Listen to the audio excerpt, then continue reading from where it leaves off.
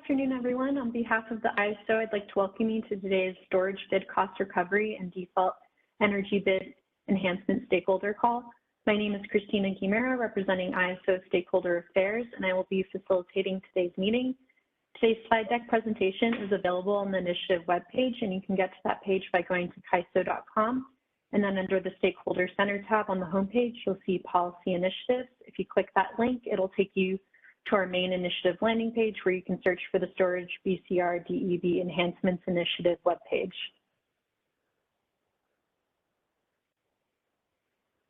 This meeting is being recorded and the video file will be posted to the initiative webpage for information and convenience purposes only. The recordings and any related transcriptions should not be reprinted without the ISO's permission. If you need any technical assistance at any point during the meeting, please send a chat to the event producer.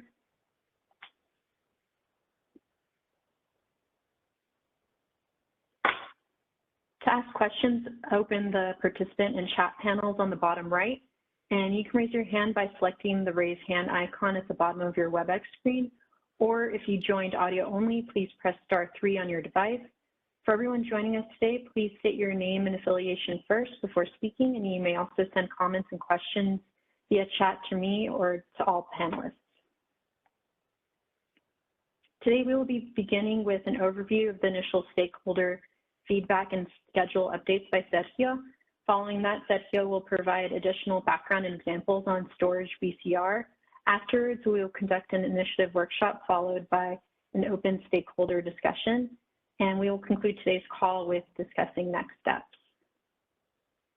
This slide shows a graphical representation of where we are at in the ISO's policy initiative stakeholder process, and we're currently in the beginning of the proposal development stage right before the straw proposal will be posted.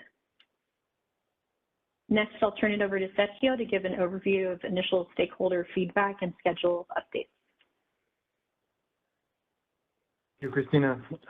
Good afternoon, everyone. Thank you for making the time to join today's call. We thought it would be valuable to start the discussion today by going over some of the feedback that we got from stakeholders, both verbally and in written form in the prior call and through the written comments that were submitted by the 18th. So we'll talk about some of the feedback we got and some of the modifications we've done to the schedule to reflect that feedback. So first off, some of the feedback we got, a lot of it asked the ISO to develop a number of examples to provide additional clarity on the problem statement of this initiative and the topics related to track 1, specifically real-time and day-ahead BCR for storage resources. Stakeholders, both verbally and in written form, asked the ISO to consider modifying the schedule to provide more time and materials to understand the problems prior to the posting of an issue paper and straw proposal. And some stakeholders also recommended that we consider a timeline with fewer revisions and versions of the straw proposal to allow for more robust stakeholder feedback. In addition to this, we also saw stakeholder feedback requesting consideration of some of the challenges that the topic poses.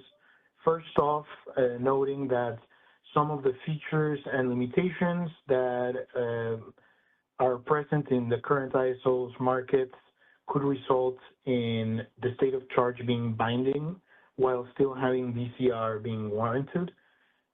This is a consideration that we'll keep in mind throughout the discussion today and as we develop the initiative further.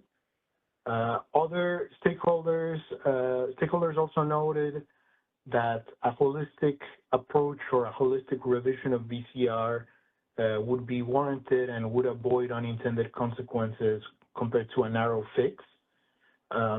Overall, we are looking forward to having these discussions because we do believe that there are, now instances that refer to the first bullet here that can also be considered as we develop new framework or new sets of provisions for BCR for storage resources. In addition, some stakeholders also requested the ISO to prioritize enhancements relative to the storage default energy bid and enhancing that, with some of them also asking for evaluation of it prior to evaluation of the BCR topic. On this matter, I would say that the ISO, to the degree that discussions regarding the default energy bid have a direct impact with the BCR topic or are directly related to the BCR topic that we have prioritized as part of track 1, we'll have those discussions as well. If, through our conversations, we see that makes sense, we'll be open to do so. I would note that, the urgency behind the BCR topic, as we'll, show today through the examples that we've included in this presentation, this issue really is top of mind given the potential financial implications of what we're trying to address here. And that is really what is driving the urgency behind it. So to the degree that conversations around the dev fit in this issue as part of its sources or solutions, we can discuss that. But at this time, the VCR topic is driving the urgency mainly due to the potential financial implications that this could represent for the market overall. So based on this initial feedback, we have updated the initiative schedule. We are, as you have seen last week, we extended the first deadline for comments to allow for more and more robust feedback. We've also modified the schedule to accommodate for further discussion of the issue prior to advancing to issue paper and straw proposal, that being this workshop where we will present several examples, some simplified and some more complex, of the issues at hand. And we have also modified the schedule so that there are 3 and not 4 iterations of the straw proposal. This will allow for more comments, more time for comments from stakeholders while retaining the goal of reaching a September joint Board of Governors and governing body meeting. As I noted before, here, we are definitely trying to balance the three main considerations: being responsive to the feedback that we are getting, allowing for robust feedback and participation from stakeholders, and resolving a matter that has potentially significant financial consequences or implications in a timely manner. So based on these modifications, I'll show 2 tables. This is the timeline that we had presented in the first meeting. You'll see in the next slide, everything that is in bold is a change from this timeline that is now the updated timeline. So in the updated timeline, we have modified the timing of the issue paper and straw proposal posting for later this week. We also have modified some of the dates around by a couple of days around the comments, and we have it so that there will be an issue paper and straw proposal, a meeting, then comments, then a revised straw proposal, a meeting, comments, and then a final proposal with comments due early September. And this will still, keep us on track for the board and governing body meeting in late September, with a week or so in between, a couple of weeks in between the final comments and the board meeting to, finalize some edits and, if necessary, consider having a final call if warranted. So this is the updated timeline. The next section is really more so on background and the examples. So I'll pause here first to see if there's any questions or comments.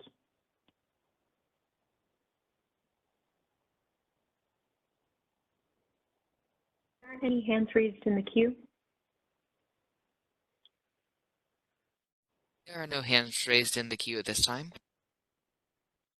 Okay, that is excellent because we definitely have a lot to cover. So I'll keep going then. So this section, we are going to start by providing a bit more background on the VCR issue. Some of the language that you'll see here is familiar from the prior presentation. It's been expanded a bit to include more detail. But after that, we'll go into some very simplified numerical examples around the buyback and sellback issue and the implications of bits throughout these examples. After these simplified examples, after each of them, I'll pause for questions or comments, and then we'll go into much more complex examples that are closer to what we would see in our own reporting or information on how assets are actually behaving. So to talk a little bit quickly about the motivation, provide that background once more and expand on it. As you are all aware, there have been concerns around storage VCR provisions in general, and these were also brought up in the context of the pending changes relative to bidding above the soft offer cap. In the tariff amendments to prevent unwarranted VCR payments to storage resources pursuant to the ancillary services state of charge constraint, the CAISO did commit and stated that we would initiate a stakeholder process to discuss other longer-term enhancements to VCR. And this is generally aligned with the recommendations that we've seen in other initiatives as well. So to recap a little bit on what we discussed in the initial meeting, VCR is a CAISO settlements process through which the eligible resources can recover their bid costs. Their bid costs, as defined by the tariff, are enlisted here. They include startup bid costs, minimum load bid costs, energy bid costs, transition bid costs, pump shutdown costs, pumping costs, ancillary services bid costs, and rock availability payments. In general, VCR was designed around conventional assets, and conventional assets have bids that are purely reflective of their costs to produce energy in a given interval, meaning their bids are reflective of their marginal costs and all other costs associated to generating in that particular interval. In the order accepting the ASSOC filing, FERC acknowledged that this dynamic plays out quite differently for battery storage resources, since they do not have startup costs nor minimum load costs. And given the fact that they have generally fast ramp rates, they do not have the conventional drivers for VCR, even though they may have other opportunity costs, which are not included in the prior definition that we just talked about. So in that filing, FERC agreed that the bids of storage may not represent the resource's actual bid costs, and in general, that storage resources bids are not the result of merely reflecting their costs at a given interval. They actually reflect economic willingness or desire to be dispatched or not in a given point. Oh, I think the slides changed. We should be in 15. I can control the pace of the slides if that's okay. So energy storage resources, their bids are reflecting a willingness, a desire to be dispatched at a given time based on their opportunity costs in future intervals. And because of this, these bids are not exclusively representing the marginal costs of generating at a given interval. What we have found is that BCR payments to storage resources have materialized despite not being aligned with that intent of BCR. That is, to recover the costs as defined in the tariff and enumerated in the slides that preceded this one. Specifically, we are seeing significant challenges with buy and sell back of day-ahead schedules. This will be the focus of the examples that we'll walk through today. So just narratively, as we'll see the details in a bit, but narratively, a buyback happens when the storage assets, a buyback of a discharge schedule happens when the storage asset has a state of charge that is too low to support its day-ahead schedule to discharge. A sellback is similar, but on the other end. It occurs to a charge day-ahead schedule when the storage asset has a state of charge that is too high to support that charge day-ahead schedule. So this dynamic has the potential to create incentives to bid and operate in a way in the real-time market that would trigger buy or sellbacks of energy and that would capture outsized BCR payments. So a key consideration as we move through the examples is that there are really two challenges at play. First, one more. First, the first challenge is that the current design makes energy storage resources whole for a loss as determined by the locational marginal price and the real-time bids. And that, first, it doesn't incent a bidding behavior that is aligned with what the storage asset could do to meet its day-ahead schedule. But second, it also could incent a bidding behavior that would make it even more profitable to move, to be unable to meet that schedule than if they had delivered that day-ahead schedule. So we'll cover that in the subsequent examples. Let's start with an example for a simple buyback example. Okay, so in these figures that we will see in the upcoming slides, in this one and the upcoming slides, the x-axis represents all of the 15-minute intervals within a given day.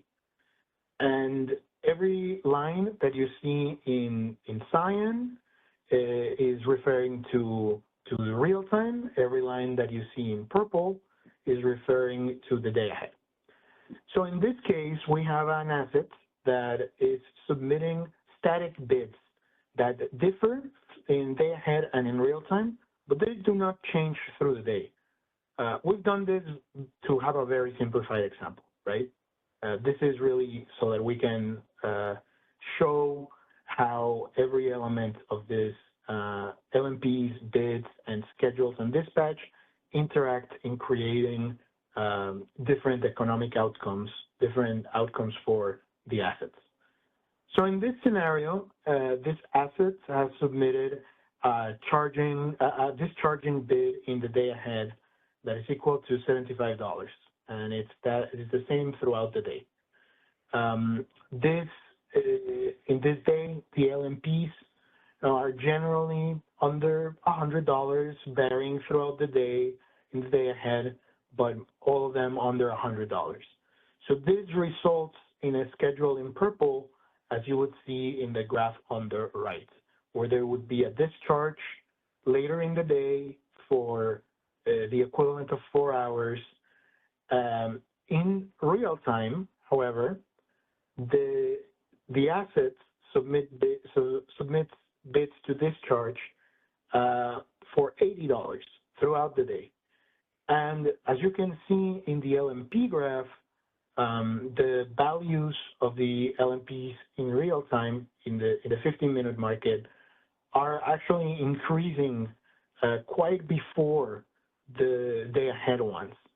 The discharge bids in real time from the storage assets are not changing. They're not reflecting this trend in real time.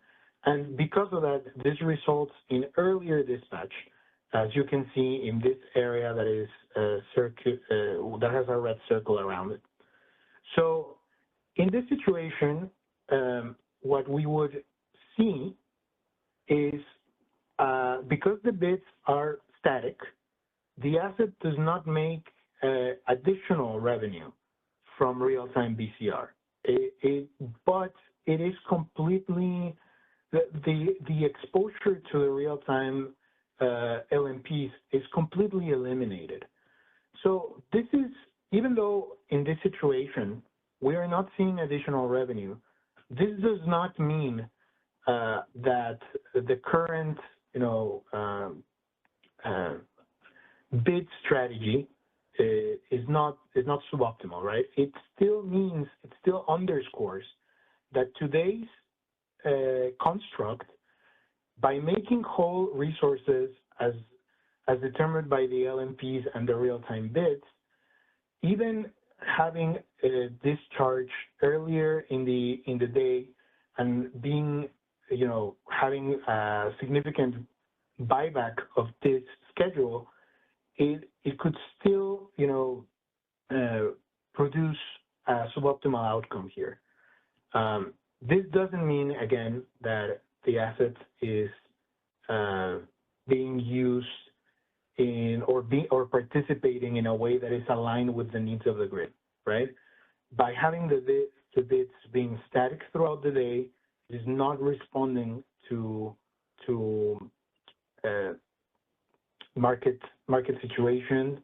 It is not responding to the potential need. And even though there is not an additional revenue, there is really, the exposure is completely gone. I see there's a couple of hands. I'll just go through the not static bid example, and then we'll pause here. Now, in this example, we have the exact same configuration as in the prior one. But now, the scheduling coordinator of this asset is submitting bids in real time that are at the bid floor at minus 150. And this is basically, these bids are occurring in the intervals where there would be a buyback. This bidding strategy would directly affect the VCR that would be paid out for that given buyback. And we can see that in this graph. So by modifying in slide 20, by modifying the bids to the bid floor, the asset is able to get over $110,000 of additional revenue from triggering this buyback and bidding strategically. So it is, in the current construct, it is possible for an asset not only to not be exposed to real-time pricing, as we saw in the static bids, but also to bid in a manner knowing how the award, the day-ahead award or schedule is given. They can bid in a manner in prior intervals to not only trigger that buyback that now does not expose them to real-time prices, but also to make significant revenue in addition, as we can see in this example. Again, these examples are very simplified. We'll see more complex ones later on. But overall, this is part of the concern that we are seeking to address here. But I'll pause because I believe there were one or two hands raised.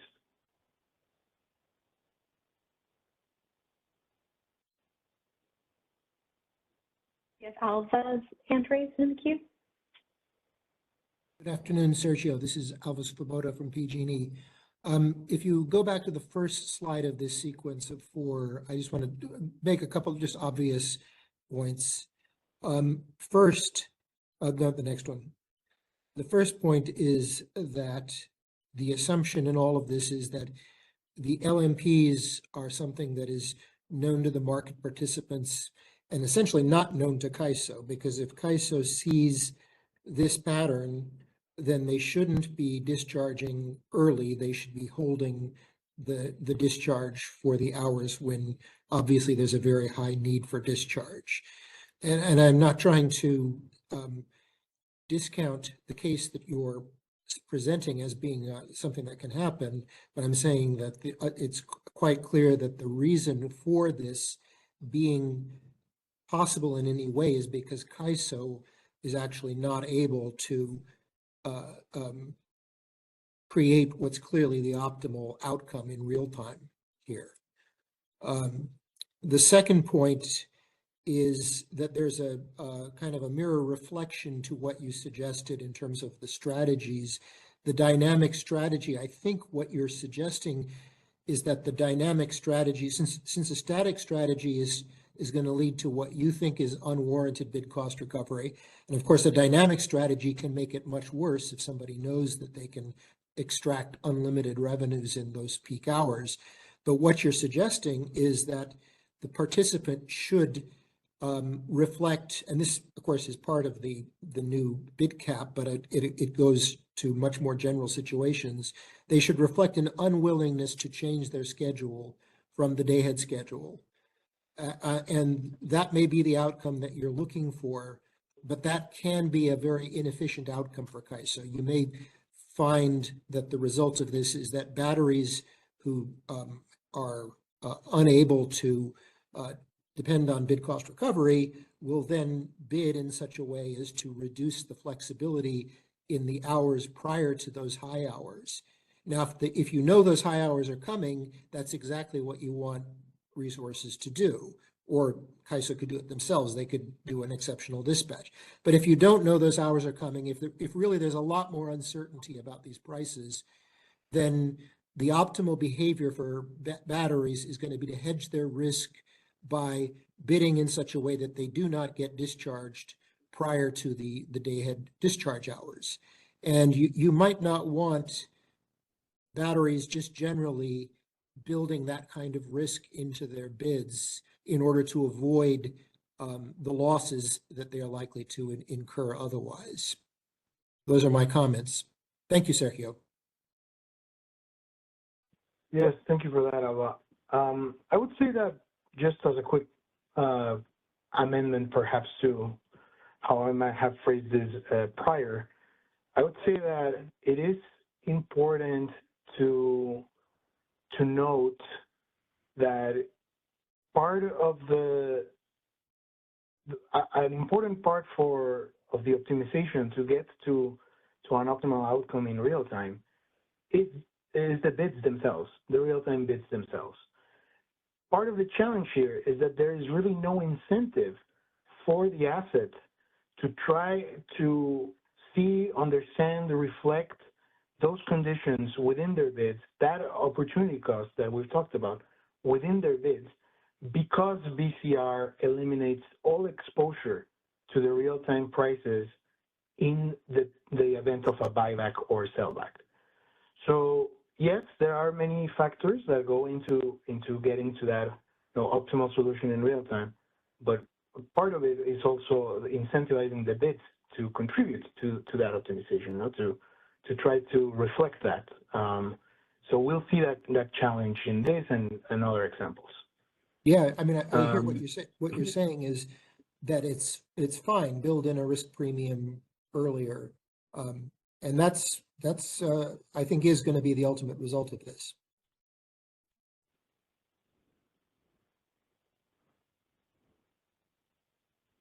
Next in the queue, we have Michelle. Hey, this is Michelle Keto from Energy Division. Hey, I just have one question and maybe two comments. And my first question is, for those that are uninitiated to the buybacks, can you go to the next page and explain that to us? Sorry, I just wasn't familiar with this. Yes. So can you just explain the RT-PCR shortfall, please? And then I have a comment.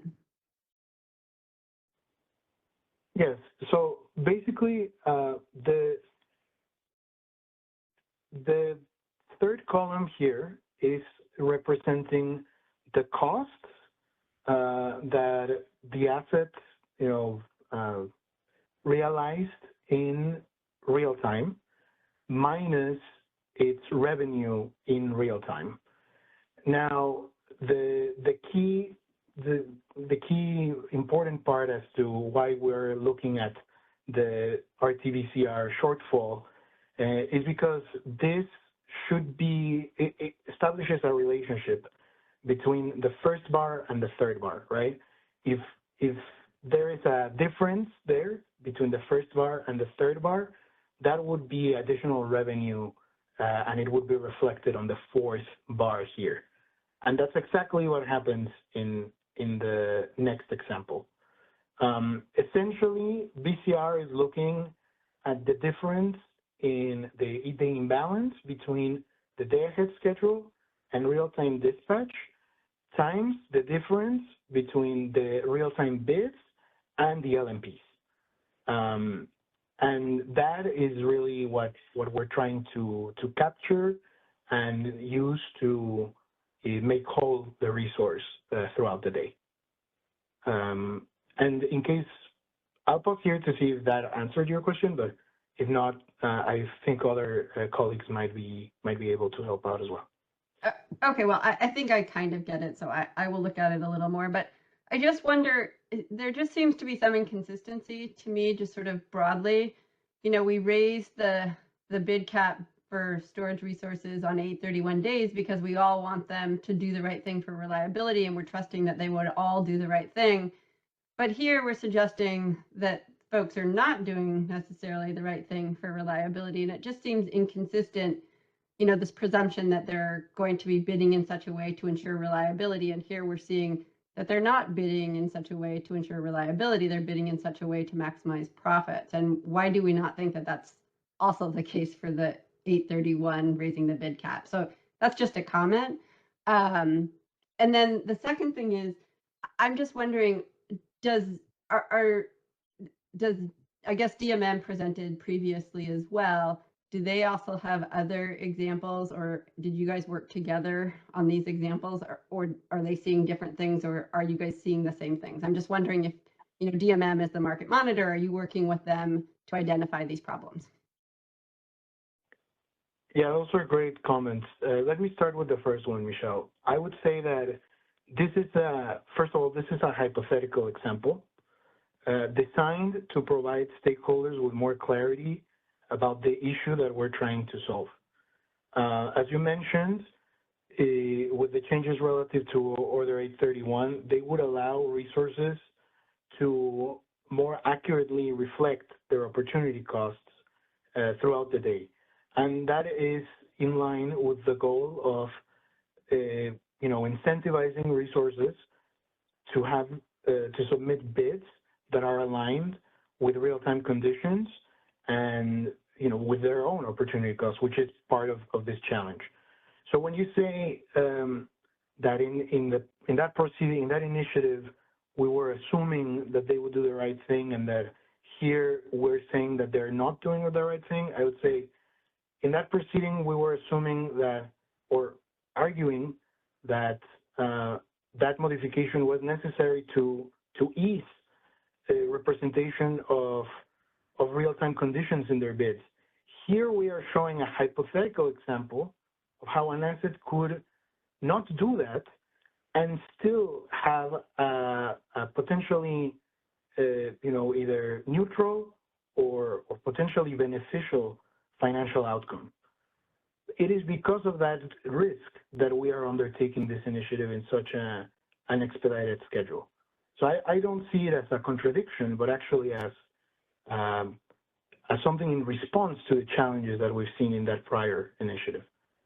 So that's the first part. The second part is that, we constructed these examples, these hypothetical examples that we'll see here, the simple ones and the complex ones, internally with the, while chatting and collaborating with DMM, but they also have their own data and their own monitoring, and we are also monitoring as well current BCR outcomes, because we want to make sure that the dissemination of this example, so this information, does not give market participants any ideas as to how to act, because we are really paying a lot of attention to this challenge right now. But thank you for your comments. Thank you. Next in the queue, we have Rahul. This is Rahul from AES. Can you hear me? Yes. Okay. I'm going to ask some very simple questions so that I make sure I understand, and then maybe others, if they have similar question, that helps. Can you go back slide 17? So in your example, you have high LMPs from say 211 to 261, but the resource is getting dispatched from like 144 to 188. How are those three x-axis aligned in the three charts? Oh, yeah, that is a great question. So the x-axis is supposed to be the same for all of them. And it is difficult to see with this arrangement, but if you look at the LMP graph, right above where it says FMM LMP, there's like a bit of cyan above the purple, right?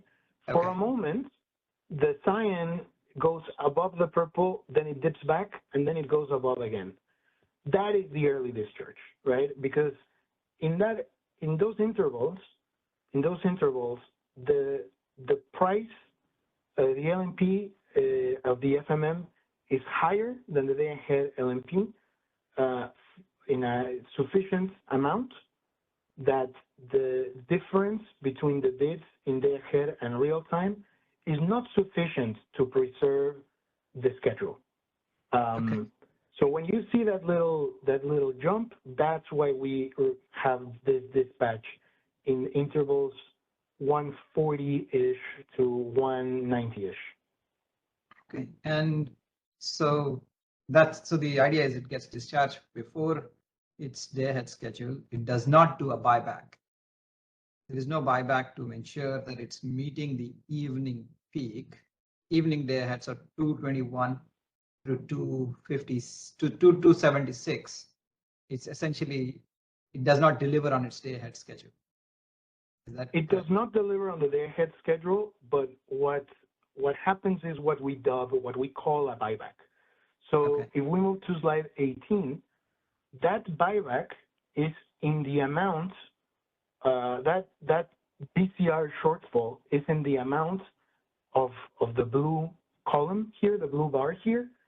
That's why there is no additional revenue. There's no additional revenue. The asset didn't make more from not following its day-ahead schedule, but it was made whole. It didn't also lose anything, right? Yeah, maybe. Can I bring you back? I want to take two steps before you reach BCR. So there shouldn't there be a real-time revenue when it received those awards in this example? So when it discharged, it should receive some revenue. Is that included in the green chart? That is included, yeah, that is included here. And when it received the awards of, you mean the day ahead revenue, is it included here? No, can you go back to the slide? So Mm-hmm. the light blue bar should result in revenue, in real-time revenue. And the purple bar would result in day ahead buyback. So are those two revenues already included in your chart? Gotcha. Yes. In slide 18, Yeah. the value 228,000 is already taking into account the revenue that was actually materialized in real time, and also the difference between what the day ahead schedule was at like the day prior in So it terms of both includes, what it was dispatched and the cost. so it already includes the cost and the dispatch, right? So that's where the 228 is the net of everything. Yes. Okay. So if I can now come to where I'm going with, is this issue shows up because there is no netting between day ahead and real time? Because the big picture is missing is the awards from day ahead. Or it just shows up that because if you have any buyback, it makes you whole. Because what is it the same trick? If I just replace this storage asset with a thermal asset, would it see the same outcome? Well, it depends on the characteristics of the thermal asset of itself. But I think what you're trying to get at is, in this situation, This does not seem intuitive to me. So I'm trying to figure out why it happens only for storage, because what the equations that the examples that you have shown can be true for, let's say, a peaker that can only start up once a day. If I replace the storage exactly with a peaker, what is different? Oh, okay. Yeah, I understand. Well, first off, let me make clear what you've asked, which is true. Like, there's no netting between the day ahead and the real time. But also, the key difference is that a peaker, its bits will always be representative of its marginal cost to generate. But here, the storage asset does have an opportunity, and I would say even an incentive, to bid in a way so that this last column is not zero, so that there is actually additional revenue from not following the day ahead schedule. So that is the key difference. Maybe if you don't mind going back to the previous slide, look at this picture. It's a peaker asset. You had the day ahead schedule. You somehow got dispatched early in real time, and then you had a peak in the evening. You should see the same exact behavior for a peaker. That's where I'm coming from. So I don't know why a peaker asset would not see the BCR, whereas storage. I don't disagree with that. I think the key difference, though, with a peaker is that in the next example, the peaker could not do what we are talking about in the next example of getting additional revenues, right? Because its bids will always be reflective of its marginal cost. Here, the bids can be anywhere between the bid floor and the bid cap, because the bids are not just representing costs. They're representing an economic willingness to or desire to be dispatched or not. So this example is a stepping stone. This example in pages 17 and 18 is designed so that we can see what, in addition, storage can do in pages 19 and 20. So if we go for a moment. Yeah, I'll cede the floor. I'll just say, I think as far as I know, storage peakers can offer anywhere between, bid floor, bid cap, unless they're mitigated. But that's what I'm trying to answer to myself. But thanks, Sergio. I'll hold on.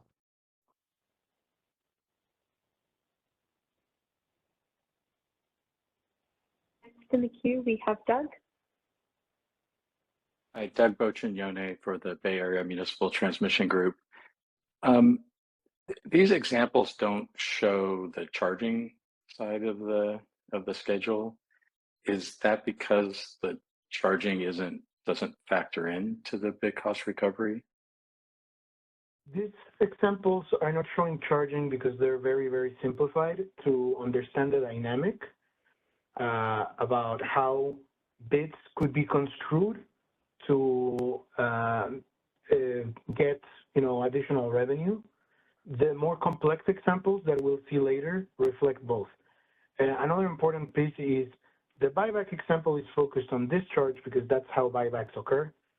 The simple sellback example will be focused on charging because that's how sellback occurs. But the examples thereafter are more complex and include both of those ranges in the same graphs. Yeah. Okay, and for purposes of bid cost recovery, are the buybacks and the sellbacks netted? Is it combined? Sorry, could you repeat that? For actual bid cost recovery calculations, are you looking comprehensively at buybacks and sellbacks? In other words, because you could lose a bunch of money or make a bunch of money on one and lose on the other. Are they treated independently or combined together? It's treated throughout the day, the settlements throughout the day as all occurred. But as we'll see, even in the most complex examples, generally there's one or two periods of the day that end up being the driver for the whole day BCR. Okay, thank you. Next in the queue, we have Kathleen. Great, thank you. This is Kathleen Colbert from Vistra. Can you hear me, Sergio? Yes. Okay, great. I wanted to try to add to this discussion. I realize you want to move on, so I will try to be very brief. But I think it is important that we have like a common language around the problem, though. So I thank you for taking the time to do this for the group. The first thing I wanted to respond to is some of Rahul's questions. I just want to clarify, Rahul is correct that a thermal asset or a hydro asset has the same type of bidding flexibility as a storage asset, at least up to the soft offer cap. So the bid floor, bid cap, -150 to 1,000, unless the 1,000 goes up and there's pending rules for storage bidding that is different than the rules above 1,000. But to keep this conversation really simple, I recommend we just talk about -150 to 1,000 for right now, because your problem statement does include some of the 831 days, but it also includes all normal days. And it's just simpler to think about it with holding that constant. So from -150 to 1,000, all resources, regardless of the type, can submit bids that are based on their willingness to sell for energy purposes. Those are subject to dynamic market power mitigation. That dynamic local market power mitigation, when it applies, it is going to reduce those offers to a default energy bid if that is lower than that offer. It's really important to remember that we do not test for uneconomic production, which would be on the opposite side. It's bidding lower prices. That it's bidding lower, submitting lower offers than your quote unquote, what might be like a proxy cost or your DEB on the energy side in order to ensure that you receive a commitment or an award. Some markets do actually do some tests, at least after the fact. I've seen quite a few market monitors that do perform analysis to see what the frequency of that is in the market across like a quarter or an annual basis. We don't have that. The reason I'm emphasizing that is because even with mitigation, there wouldn't be an instance where, let's say, a hydro asset submits -150, you're not going to raise it's not going to have an instance where there's mitigation that increases that cap. That is something that there are some problem statements that DMM has wanted the CAISO to look at that has to do with the bid floor and looking, and potentially, I think they've suggested considering some kind of mitigation on that level. That's not currently in the rules. So I just wanted to clarify, there's no mitigation that increases the offers. There is dynamic market power mitigation on both thermals and hydro and storage that will reduce it for a DEB perspective. And I assume you agree with all that because that's technically accurate.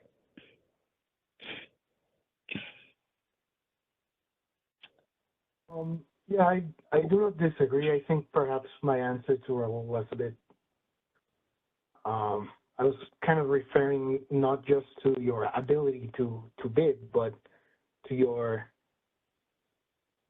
the challenge with storage is different than with a thermal asset with regards to BCR, because when the storage asset knows that it might not be able to make its schedule because of its own bidding decisions, it can bid in the intervals of that schedule in a manner that results in these kinds of outcomes, right? So I apologize if my answer was not worded precisely to get to that, but that was kind of my point. Yeah. Yeah, and what you just clarified is the part I was hoping to get you to. Which is that what you're really trying to tease out is resource-specific constraints or bidding parameters. So submitting a bid that is going to be a bid parameter, not a bid price. And so I think that that's what was getting lost in the explanation, is that you were talking about bid prices as opposed to the bid parameters. What makes storage slightly different is that you can submit stated charge lower and upper state of charge bid parameters. There's also an initial state of charge condition that you set for the day ahead market. That's different from thermal. So I just wanted to be crisp on what's the difference. A good analogy for you to think about, though, if you really wanted to follow this line of logic, is that there's also biddable ramp rates. If a ramp rate is submitted that is, let's say, lower than the physical, what is registered in master file is kind of the maximum ramp rate, that will result in the market being less energy available over time from a thermal asset. So that is what I believe is the best analogy to kind of the problem that you're trying to size around storage.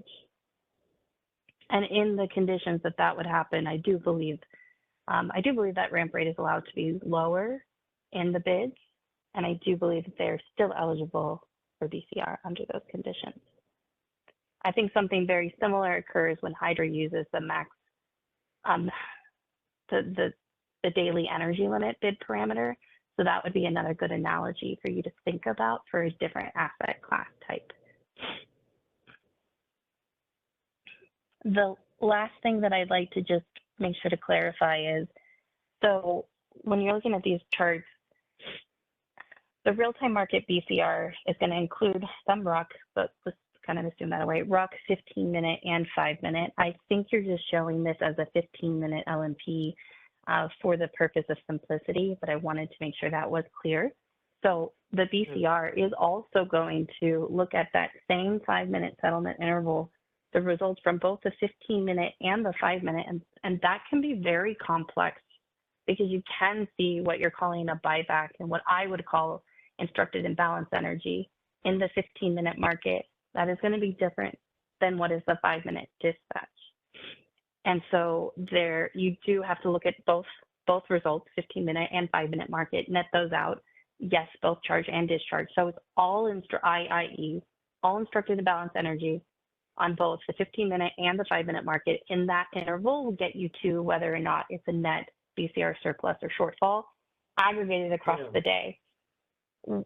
What would be super interesting is if you could show what you're showing here, maybe just with as across the day, similar to the x-axis you had on the prior slide. I get why you're showing this in a daily value, but your prior slides that was kind of creating your story, I think you will blend your story a bit better if you would might be able to put it in a similar view, and then we'll be able to better see how that varies across the day. So that's just one soft suggestion. If you might take it back and think about how to kind of just build out on this look, because it is in fact every single interval contributes to that final value. Yes, and I we know have that in the complex examples. Oh, perfect. And I've taken too much time, but just the one last thought to leave with you is the narrative around not following day ahead is a bit harmful for the market. The real-time market, like your day ahead forecast could be off. The real-time forecast could be better. Real-time conditions are expected to be more accurate than day ahead conditions, which is based off a forecast. You can have major outages between the day ahead market and the real-time market. So you have to factor in that the purpose of the real-time market is to mitigate the risk that the real-time conditions deviate significantly from day ahead conditions to make sure we have an optimal fleet. And you actually want to be able to adjust the market-wide instruction awards in the 15-minute market and the 5-minute market if those conditions are different. The other thing that is important that you're kind of talking around, and I just want to make sure we landed on it, is the issue is that if there wasn't a constraint limiting the ability of the bid price to be factored in, if a resource were to update, regardless of type, and say, I'm willing to provide this discharge at negative 150, basically, you know, I'm trying to provide a signal that I want to continue to receive this award. That should make you even more economic, lower in the stack, and further solidify what you had received in the day ahead if you bid like that. What I believe you're trying to highlight is that there is a constraint that's going to bind, and so that it does not matter that it could be seen as economic because that constraint is binding. And so the condition of whether or not the market can use the bid as submitted to inform the outcome, I think is a good way to kind of crystallize around the principle. But I just want to be clear that we're not losing sight of the fact that instructed and balanced energy, if that is the right outcome, is a healthy part of the market. So maybe take that piece of feedback, and I wouldn't emphasize so much about quote unquote not following your day ahead, because what I hear there is, okay, but I don't care. Am I following my dispatch operating target that I'm getting out of this market? Because that's my obligation. Yeah. You don't want a resource to deviate from its dot. That would be a tariff violation. So just, if you can think about massaging that, I think that would be helpful. Thank you. Yeah, just quick note before we go to the next hand, because I think there's still a couple. I don't think that the goal here in this narrative is to state that the problem is that they're not following day ahead. That is not the problem. The problem is that could not occur, first, in part because of a lack of incentives for the bids to reflect real-time conditions, which, you know, if we are looking at growing prices and the bids continue to be aligned with day ahead, that is part of what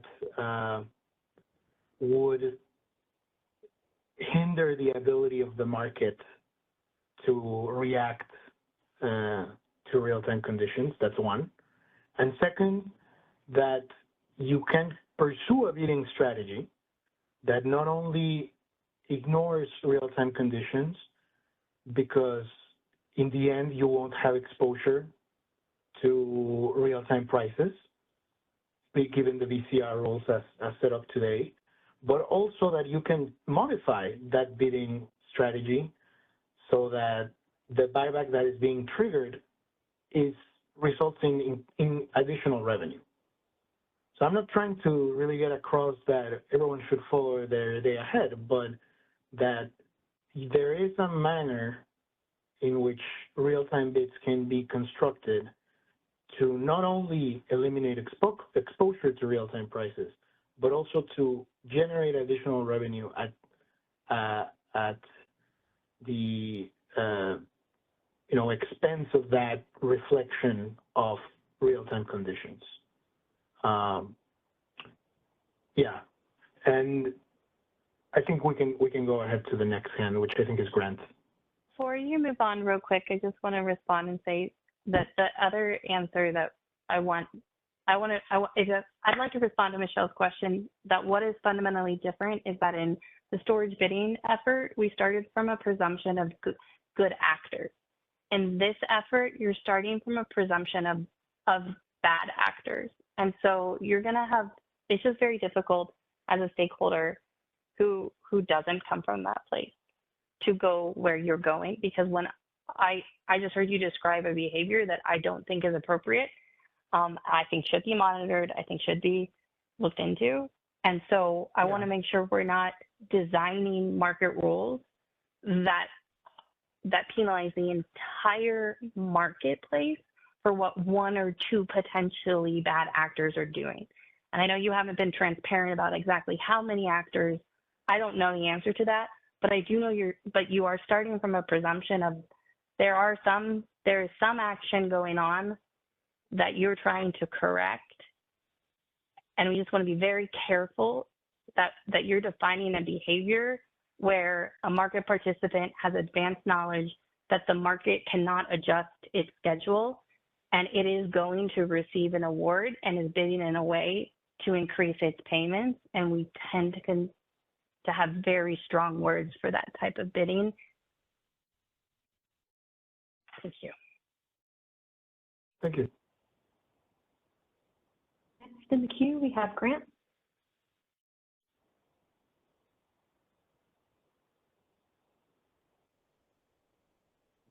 And certainly, bid mitigation is high on our mind because that's the most likely thing that happens to us. I just want to clarify very quickly on the first example before you have the buyback set up here. You show revenue neutral. Is that truly, the battery was this asset would have made money in the day ahead market, but you're showing after the day ahead bid cost recovery that the asset is made, it's neutral, meaning no revenue at all? Or that No, that is missing some data here. Chart side, I don't know. Yeah, if we go to the slide 18, please. What is being highlighted here is not that it's revenue neutral overall, but it's revenue neutral as compared to not follow. There's no additional revenue from not following that day ahead schedule. Basically, they are making money, but there's no incremental revenue or additional revenue from not following that schedule. So they are making the same amount of money as if they had followed the schedule. That's another way of writing this. Yeah. Okay, I think maybe just the labeling here threw me off by that's the realized revenue versus the BCR, and they cancel each other out. So, all right, thank you, Sergio.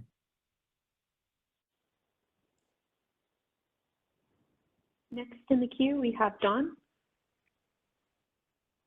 Hi, Don Trethewey from CISA. I think this is a good example to stay on because it gets back to, starting from someone who's a good actor, as Kathleen pointed out. If I was going to be really simplistic and I said, you know what, I've got my day ahead schedules. I think day ahead real time is going to be just like day ahead. So I'm going to bid to discharge in real time at the highest price I have day ahead, because I want to make sure that I maintain my full day ahead schedules. Well, if for some reason it's triggered, it's dispatched earlier, and then I basically, can you go to the previous slides? Not jump to these ones where this is an interesting, odd behavior. I'm trying to back farther. I'm saying I'm trying to do the best I can. The best information I have, we can go to 18, is that, I'm going to bid my real time at my highest hourly day ahead price. I'm trying to do what I can do to maintain my schedules, but I want to give flexibility to CAISO. And then CAISO uses it earlier in the day because system conditions have changed and I can't get myself back. And so in essence, I made money early in the day in real time, but then I had to give it all back because I couldn't find a way to get my schedules back to maintain those day ahead schedules. And I was, like I said, I was bidding it at the highest day ahead price. It's pretty hard to say that I was doing something nefarious, that the fact that that just making me whole to, taking back what I made early in the day because I couldn't deliver what I could do later in the day, that there seems to be, pretty fair. Would you agree with that? That how would you say that's sort of strategic behavior? Or yeah, maybe I could have done better in real time or something, but so could have the CAISO, or so could have everybody else in day ahead too. So do you see what I'm trying to say? I see what you're getting at, Don. I would not say that is strategic behavior necessarily, but I would still say that the current construct eliminates all exposure to real-time conditions and still guarantees that BCR, whereas, for example, for go back to, can we stay on the previous ones before we get to where someone's doing bad? Yeah, sorry, let's stay on 18, yeah. Right. So but the question is, was this caused? What? Maybe I got discharged early because CAISO completely blew the real-time load forecast and thought it was too high, and then immediately adjusted it back. We don't. That's the the reason I couldn't recharge was because of some other modeling deficiency that we haven't addressed yet. So I think that's where it gets back to. It's obvious that the bidding behavior wasn't unseemly, but it's still unclear to me whether or not it's warranted or not warranted to take back all the money or more. Yeah, what I was trying to say here is I would agree that it's not necessarily strategic, but it creates the incentives so that you are no longer exposed to real-time conditions for not delivering. And for example, when other dispatchable resources do not perform, that is actually not IE, but UIE, and it does not get BCR. So part of the challenge here is not just the strategic behavior issue, that's one of it, but the other part is that the current design makes these resources whole for a loss determined by the LMPs and their bids. And they can, in their bids, they can, be strategic about it too, but even if they're not strategic, there is basically no exposure anymore to these real-time conditions.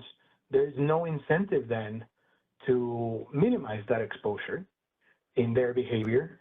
And importantly, today, what we are considering for BCR is what is dubbed, the optimal energy, but this is not an outcome aligned with that, right? This is actually quite different than that. So hopefully, this addresses the question that this example per se is not this one titled simple buybacks, static bids. It's not necessarily highlighting a strategic behavior, but it is highlighting that the construct does not incent any behavior that minimizes exposure to the real-time prices, because by design, it eliminates exposure to those prices. But I'll pause here because we're in the first one, and I saw that other hands went up again. So let's pause here for a moment. No further questions in the queue.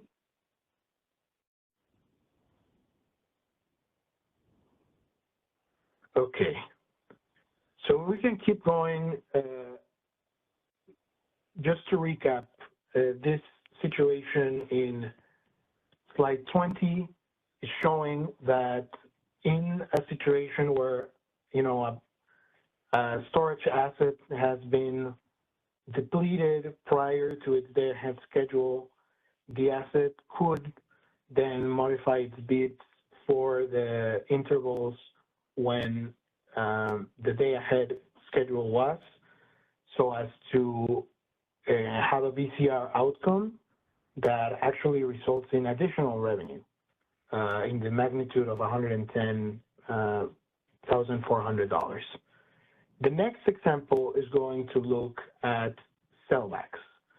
So if we go to the next slide, in this case, we will start with static bids, right? So as you can see here, this asset submitted, and I'm sorry, this should read charge bids. This asset submitted charge bids of $10 for both the day ahead and the real time, and they don't change throughout the day. In this example, the LMPs in the real time are lower earlier than the LMPs in the day ahead. So because of that, we get charging earlier in the day. I believe it's 2 hours earlier, as you can see in the right hand graph. If we go to the next slide, this, again, similar to the first example for the buyback, also results in VCR, now in the magnitude of around $3,000, but it doesn't result, again, in additional revenue. Basically, the asset is made whole. No, there's no additional revenue from not doing the day ahead, but the asset is made whole. In the next example, in the next slide, the resource has modified its bids to $2,000. And we included here $2,000 because of the discussion on 831. But really, even if it was $1,000, the outcome would be similar, different in its magnitude, but similar in the sense that now the asset will be able to capture an outsized big cost recovery payments. So here, nothing has changed. The only difference is that in the intervals where the assets, real time, where the assets would have charged, given its day-ahead schedule, the real-time bids have now increased to $2,000. And I understand that this might not be the case every single day, as Kathleen noted, but for this example, we're using this value. If we changed it to 1,000, it would still result in additional revenues. So if we go to the next slide, we can see that in this situation, the first bar is actually a very small negative number. It's the same negative number than 2 slides ago. It's minus $2,800. But now the VCR shortfall and that additional revenue is so large that it's actually barely visible. In this situation, by modifying its bids to the bid cap in those intervals, the asset is able to get over $500,000 of additional revenue from triggering that sellback and bidding strategically. Before we move forward with questions and more complex examples, I really want to underscore that I understand the difference of opinion and perspective on the premise of starting with bad actors or good actors, but in general, this is a vulnerability of the current construct that even assuming good actors presents such a potential for financial consequences that merits quick resolution.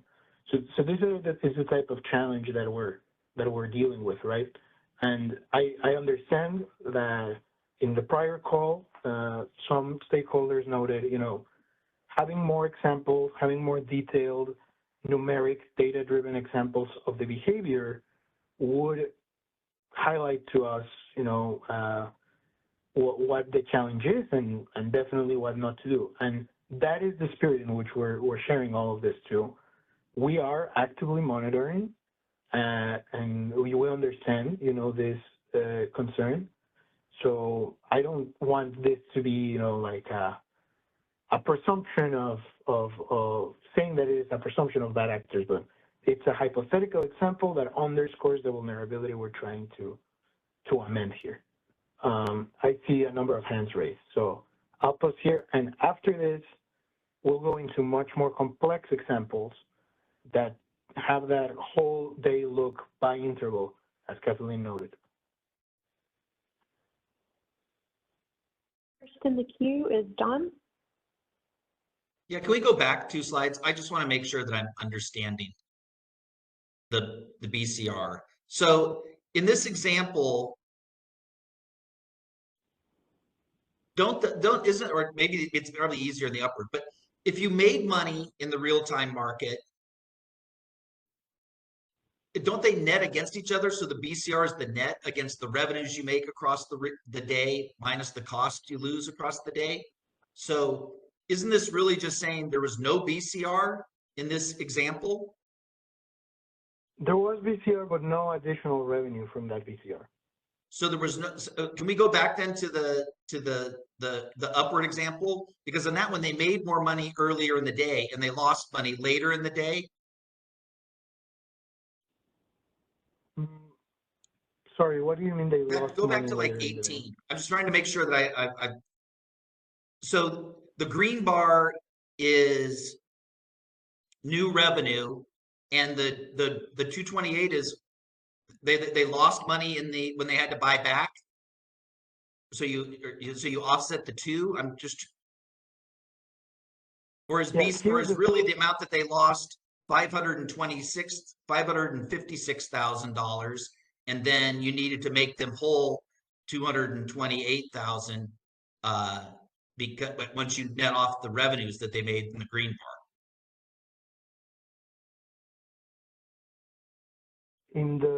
You mean, are the green bar and the blue bar additive, or do they net each other out? That's the question? Oh, okay, they are netting each other out. Okay, right. So if I made $1,000 because I was dispatched early and made money, and then it cost me $1,000, then I couldn't meet my future schedules, and that was a cost of $1,000, then those would net off and there'd be no BCR paid. And in the next examples, you can see that difference no longer yields a 0, right? Yeah. Okay. So where you have zero here, that means that there's no BCR. There is BCR. That's the blue bar, but there's no BCR in addition to the green bar. There's no additional BCR. They're not making more money than they. So you're saying in aggregate, this green bar is their revenues minus their costs over the day, and they were short $228 or $228,000. Is that correct? And then the BCR makes them whole all of that amount. Yes. Okay. So that is the revenues over the day minus the cost over the day, and it's negative $228,000. So that's the amount of BCR. So they did not net to 0. Okay. No, it didn't net to 0. It netted to 0 additional revenue. That's the all right. I understand how to read it now. Thanks. Next in the queue, we have Rahul. So, Rahul from AES. Can we go back to the example where you have the charging bids at $10, 21. So in this case, the storage asset did not make any change. It just happens to be charged earlier. So there is no bidding difference, but it's still made whole, and hence like made whole through BCR. And only if you already knew that you have charged earlier, then you have an incentive to change the bid because BCR is making it whole. I'm oversimplifying it. Maybe you are not saying this, but I'm trying to get to, because I was very confused until you explained to Don. Because in this situation, storage is doing nothing different. It just happens to roll the bids in real time and still has no exposure, which I still find, I'm still trying to be comfortable with that idea, because I thought anytime you got discharged before or charged before, you are always exposed. But what you're saying is the current BCR rule for storage will makes you whole, which clearly indicates that the incentives are not aligned. So now Correct. I completely agree now. And then, next example, I still feel the same should apply for other thermal assets. So it should not be just storage. Thermal assets, if they got discharged here, my simple example is if I have a peaker unit that has just one start per day, and I operated at, say, hour ending 16 instead of 18, and I can no longer deliver at 18, do I have the same exposure? Right. And that is let me quickly add to that, because this contrast that you're putting forth is key. When a peaker in your example does not perform, then that becomes UIE, and that does not get VCR. But okay. when a storage cannot perform because of this situation, there is no exposure to the real-time price. I think, right? So yes. So that is a critical difference. Yeah. I'm sorry, I didn't mean to speak over you. I'll let you finish and then No, that was it. Go ahead. Yeah. So I think this is really important to what Michelle started with the question. I really want to make sure that it's level stood and understood from a storage bidding behavior. This is a UIE setup issue. It's not a storage bidding issue. Because if it was UIE, you wouldn't be asking whether storage is bidding differently. Now, this UIE setup can create incentives for others to speculate and take a position. So it's not that all storage assets are taking advantage of the UIE setup. So I think you will hear more storage developers speak because we have done due diligence, talked to internal teams and come here. So I think it will really help if we can have the right message of, is the UIE setup, it's not just for storage. For other assets, they would have an exposure. Storage would not have an exposure. That's what's driving this. And I really thank you for that summary, Raul, because it's critical to get that through. There are two challenges here, as I've tried to say, and I think you have summarized it better than I have been able to. The first one is that other dispatchable assets, conventional resources, are exposed to the real-time price for deviating from day ahead. Storage is not. Storage is not exposed. The VCR provisions, as they apply today, completely negate that exposure, right? They will always make them whole. That is an issue. But that issue can be further complicated because an asset could also bid in a way that not only eliminates that exposure, but actually makes them money. Yeah. So that is, yeah. I think this example and your previous basic example clearly explains that even if storage did everything they could and market condition changed, they don't have an exposure. I think I'll stop all my questions. Thank you. Thank you. Next in the queue, we have Kathleen. Thanks, Kathleen Colbert from Vistra. If you feel like you're getting closer to aligning on a problem statement, clarifying, I'm going to build off of what you were just doing with Rahul. So storage assets do still get a settlement charge code for uninstructed and balanced energy on their actual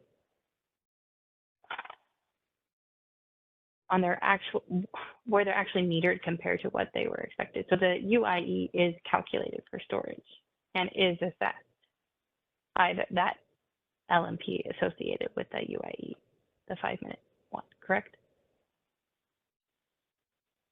Yeah, the challenge here is that that energy is not categorized. That energy that we were discussing, Raul and I, is not categorized under UIE or IEE's optimal energy. That is why it's part of BCR. So what we're saying is not negating that there is UIE within yeah. Understood. Yeah. Okay. I swear I'm helping. Okay. So I hear you. Just want to be crisp.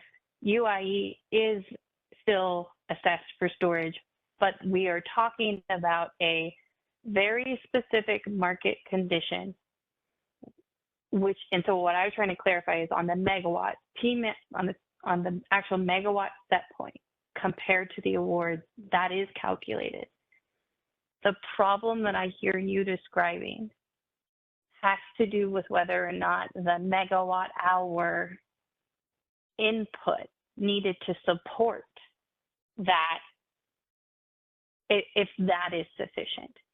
And what is different is that there's a stated charge constraint that calculates a requirement to be able to support those awards and is actively sending energy awards instead of in order to buy back or sell back if it's not there. And so when you're saying it's not a UIE, I just want to be clear, they still get UIE for deviations, but there is a different issue on the megawatt hour. We actually measure that and send awards if that's insufficient. And that's the part that you're trying to call kind of equivalent to a deviation, right? Well, I think we're aligned. I'm 95% sure we're aligned. The challenge here is that when you maybe deviation is what's throwing us off here, but this energy that for a conventional asset would look as UIE in this scenario for a storage asset does not look like UIE and therefore gets BCR. So it looks like optimal energy. Yeah. And the reason I'm trying to make that distinction is because there's something else about CAISO. So something else about CAISO's market is we don't have a separate deviation penalty. We have a UIE that's generally considered, I mean, you know how you do penalties for UIE? Scarcity pricing. That's it. That's basically how CAISO's market is set up. So if we don't have good scarcity pricing, we truly don't have a decent deviation incentive framework. It's bothered me for a while. That's part of the reason folks advocate so hard for you to have robust scarcity pricing, because that is what we rely on when a resource can't follow through on what their awards are, right? But other markets, there are other frameworks. You could have a deviation penalty that would capture, that you could set it up and design in a way to capture these instances. The other reason I'm flagging this is because a core part of the problem here, and I keep emphasizing, it's the stated charge constraints, but not just the stated charge constraints, it's the stated charge bid parameters that are unique, that when those bid parameters are used, adjust that stated charge that's available, and that action by a market participant to submit a narrower stated charge range, that is where I think we need to stay focused, right? That's narrowing that range, which triggers the constraint to bind at this, and that's how you, quote unquote, can know, right, that you can change your bids. I mean, that's what I'm hearing you say.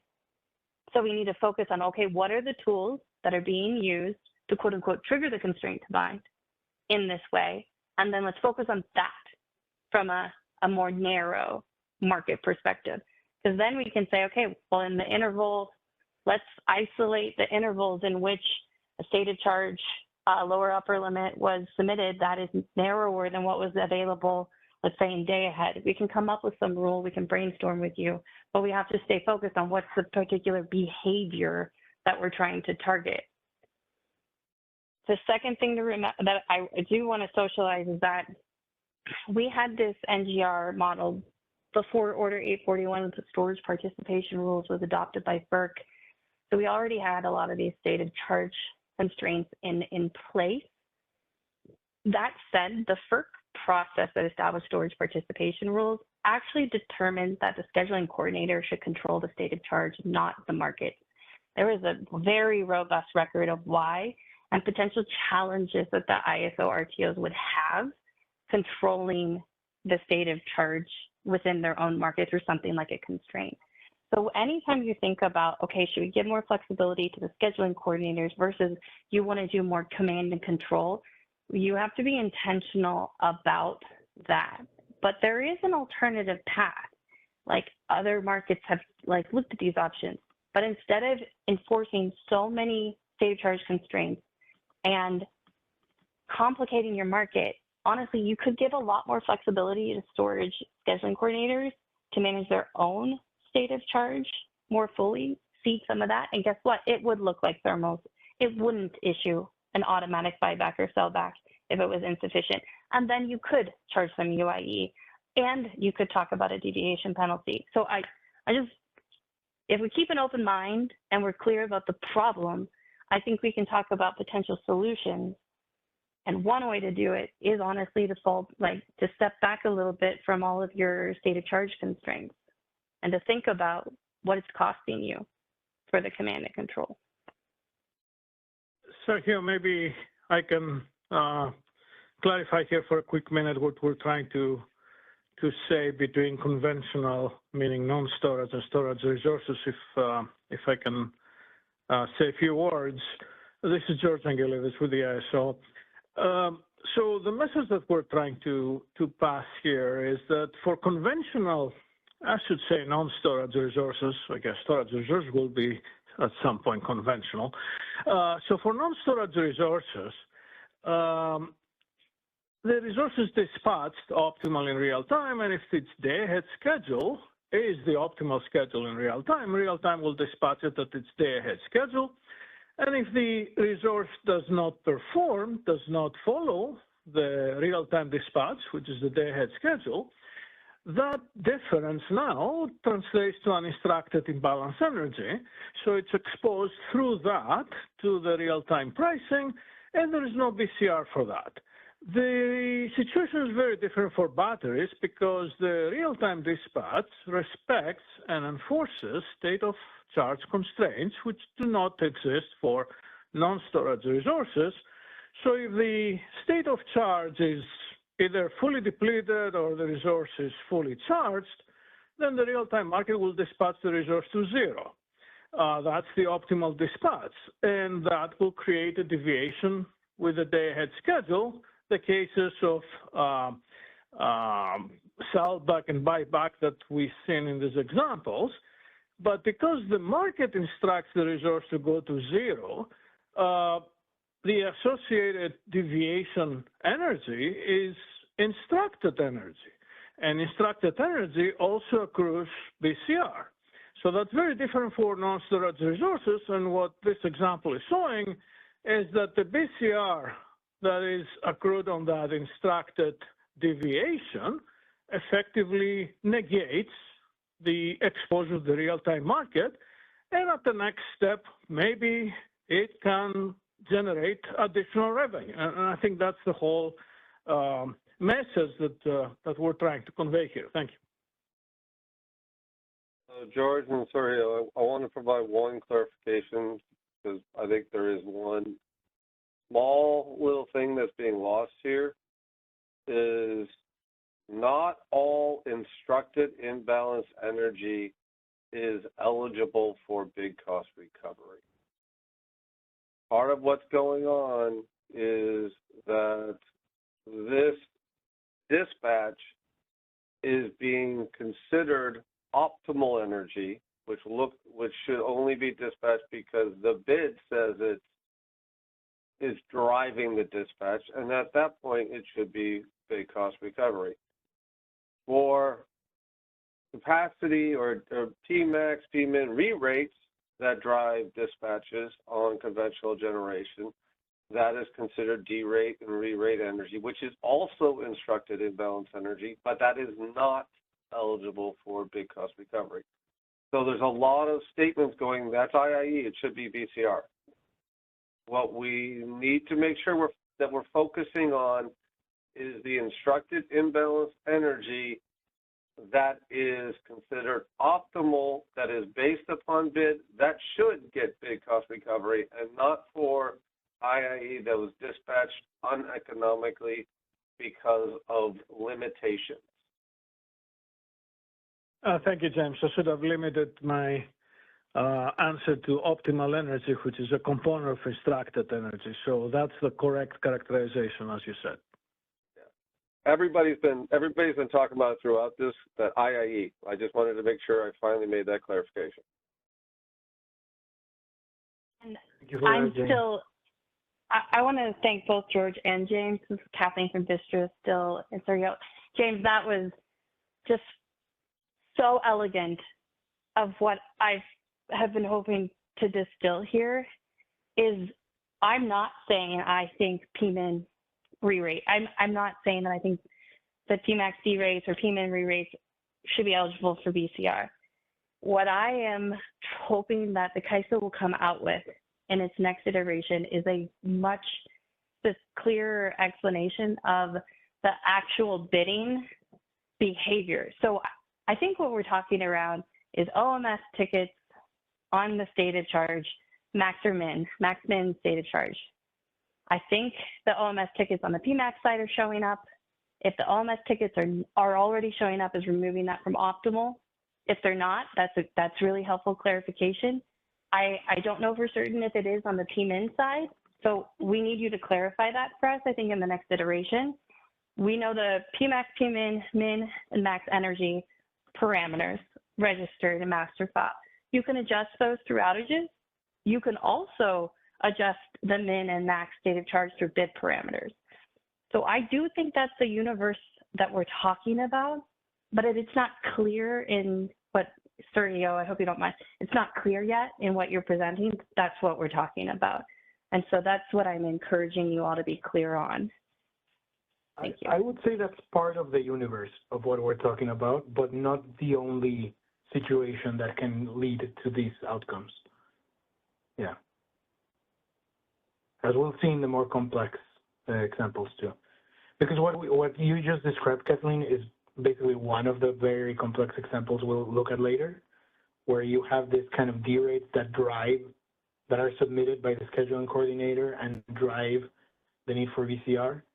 But it's not the only way in which this can occur. Are there any other hands at this point? Yeah. Next in the queue, we have Alva.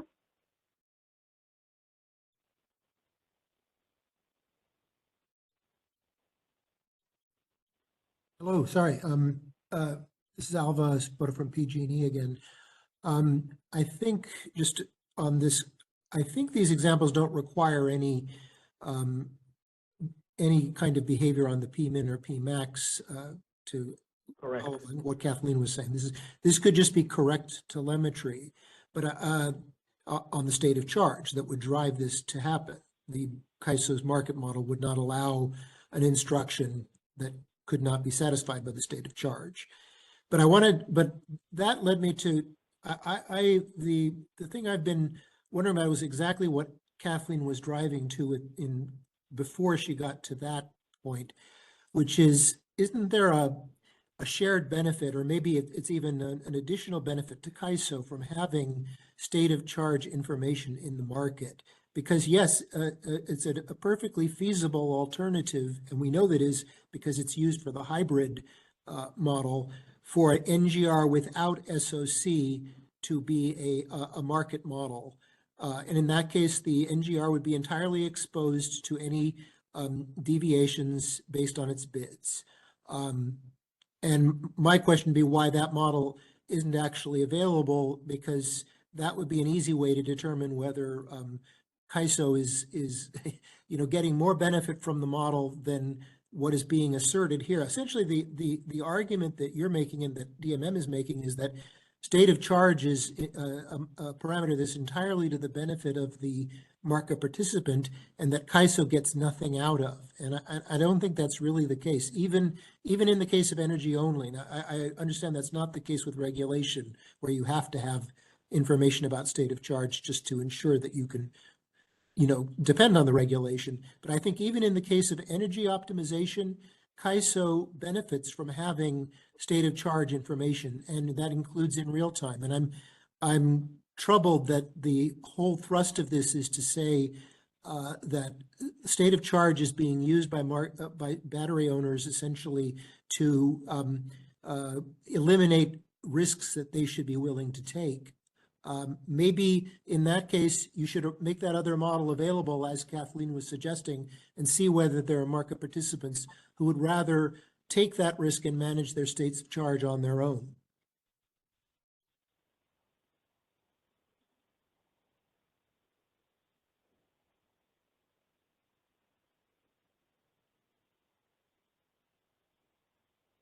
Thanks. There are no further, thank you. There are no further hands, Sergio. Okay, so no one else. Let's keep going to the more complex examples. We have 4 examples there. My plan would be to pause after each example and maybe take 2 or 3 questions if there are and keep going. I also want to note that the original agenda said that we would go through all of this by 3:05, but there's no other presenters for the workshop portion. We didn't get any requests to present, so we can go a little bit over there. That would be fine. Okay, so let's go to the next slide. This first example is basically the complex version of the simple buyback, the simple buyback that we saw prior. In this example, the VCR is being paid out as a result of discharge prior to the day-ahead schedule because of the lack of current incentives to reflect these real-time conditions in the bids, given the fact that there's no exposure to real-time prices because of the current VCR construct. So this will be, as we'll see, this is a resource that will have a discharge schedule from hour ending 19 to hour ending 22. In the real time, the resource submits bids, discharge bids, that are generally aligned with the prices pursued in the day-ahead market, but real-time conditions are quickly changing, and the prices may be much higher in those hours than in the day-ahead market. So because the asset doesn't really have any incentive to reflect these updated expectations, since it will still be at least made whole, the resource is discharged economically in hour ending 13 through 17. And this results in a significant buyback of its discharge schedule over the net peak hours, the net load peak hours. So if we go to the next slide, you'll see here basically focus on the red line and the green line. As you can see, the green line had a schedule from hour ending 19 through 22, but the red line, which is the metered megawatt output, is in the positive range, starting hour ending, actually hour ending 12, a couple of intervals there, there's already some dispatch. So this results in, if we go to the next slide, this results in this results in the state of charge being depleted earlier in the day, hitting that that minimum just at the beginning of hour ending 18. So in this case, if we go to the next slide, in this case, what is important to note, similar to the first simple examples, is that because the resource here submitted discharge bids in a manner generally aligned with day ahead, the SOC has been, with day ahead prices, the SOC has been depleted before the day ahead schedule, and this triggers a buyback in the period of that day ahead schedule when the LMPs are significantly higher. So if we go to the next slide, we'll be able to see the LMPs at how they differ. As you can see in this example, they reach way higher levels than what was initially in day ahead. I mean, it's normal given the different behaviors or the different goals of each of the markets. But this is basically reaching, sort of the upper limit. And this results in the following figure in the next slide. It results in about $200,000 of real-time BCR due to high LMPs.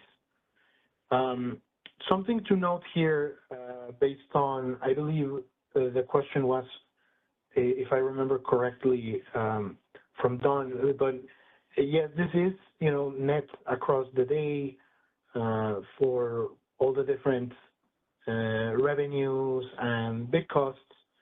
But as you can see here, it's usually a subset of the day is what ends up driving the bulk of the real-time BCR over the whole 24 hours.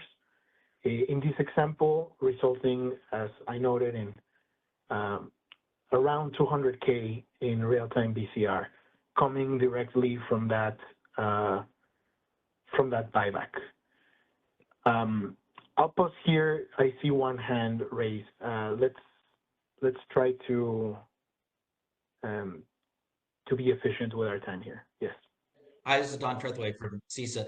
First of all, Sergio, I really want to be, I'm very, very appreciative of all the examples, because I think I think one key example that the examples are very helpful is I completely concur with Alva that this is independent of some of the biddable state of charges. This is actually can occur even just by the energy schedules themselves and having the state of charge observed within the market optimization.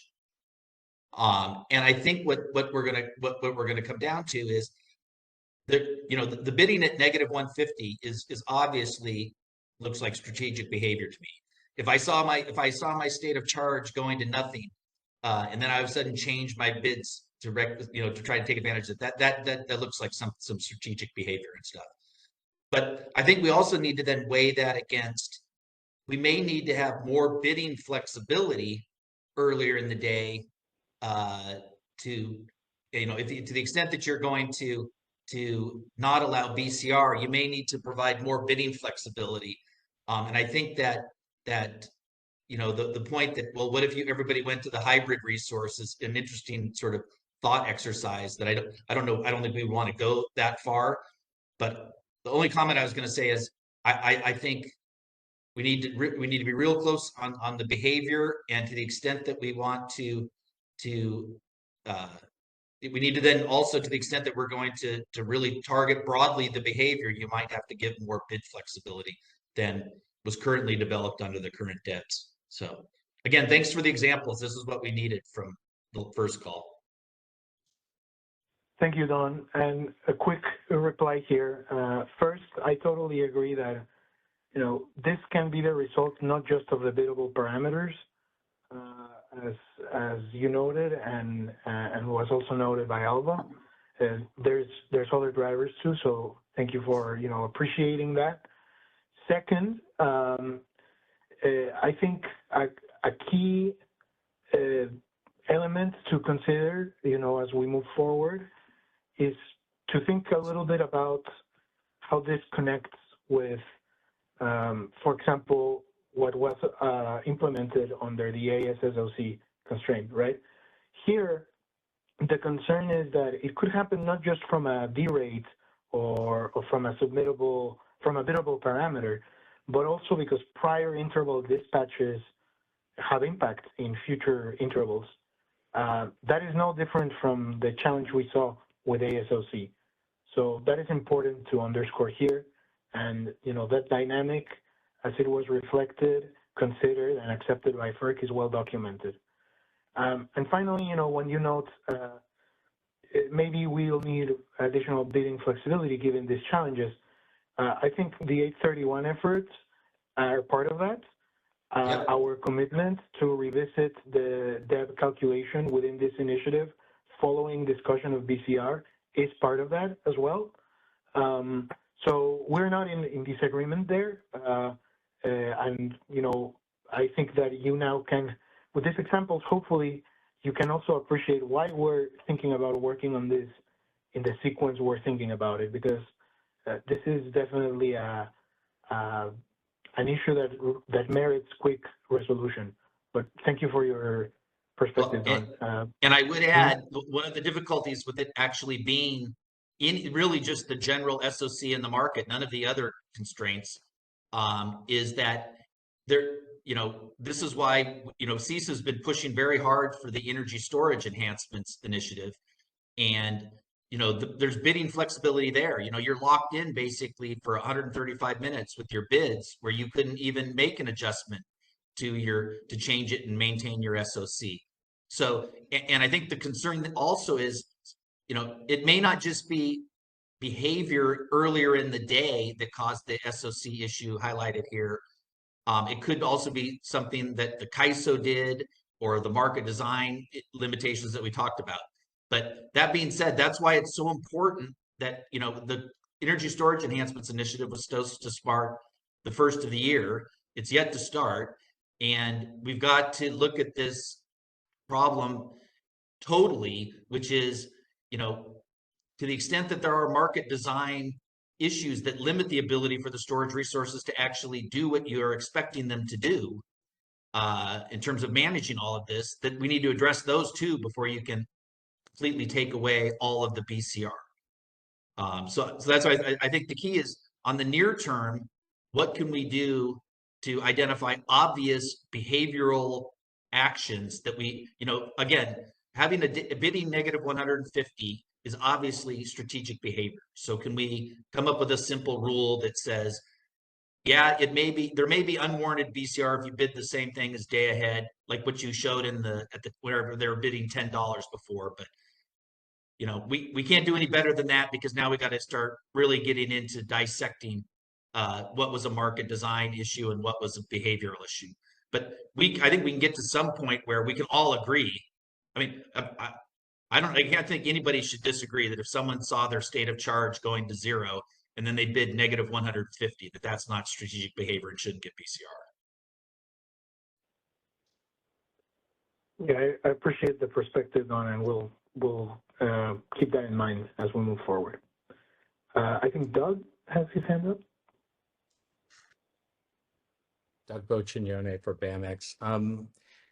It seems to me that if we had a longer look ahead in the real-time market or some other way to reflect opportunity costs, you know, estimate what the opportunity costs across the rest of the day would be, that we wouldn't be having this conversation, right? That this wouldn't be an issue because you wouldn't get the early in the day dispatch.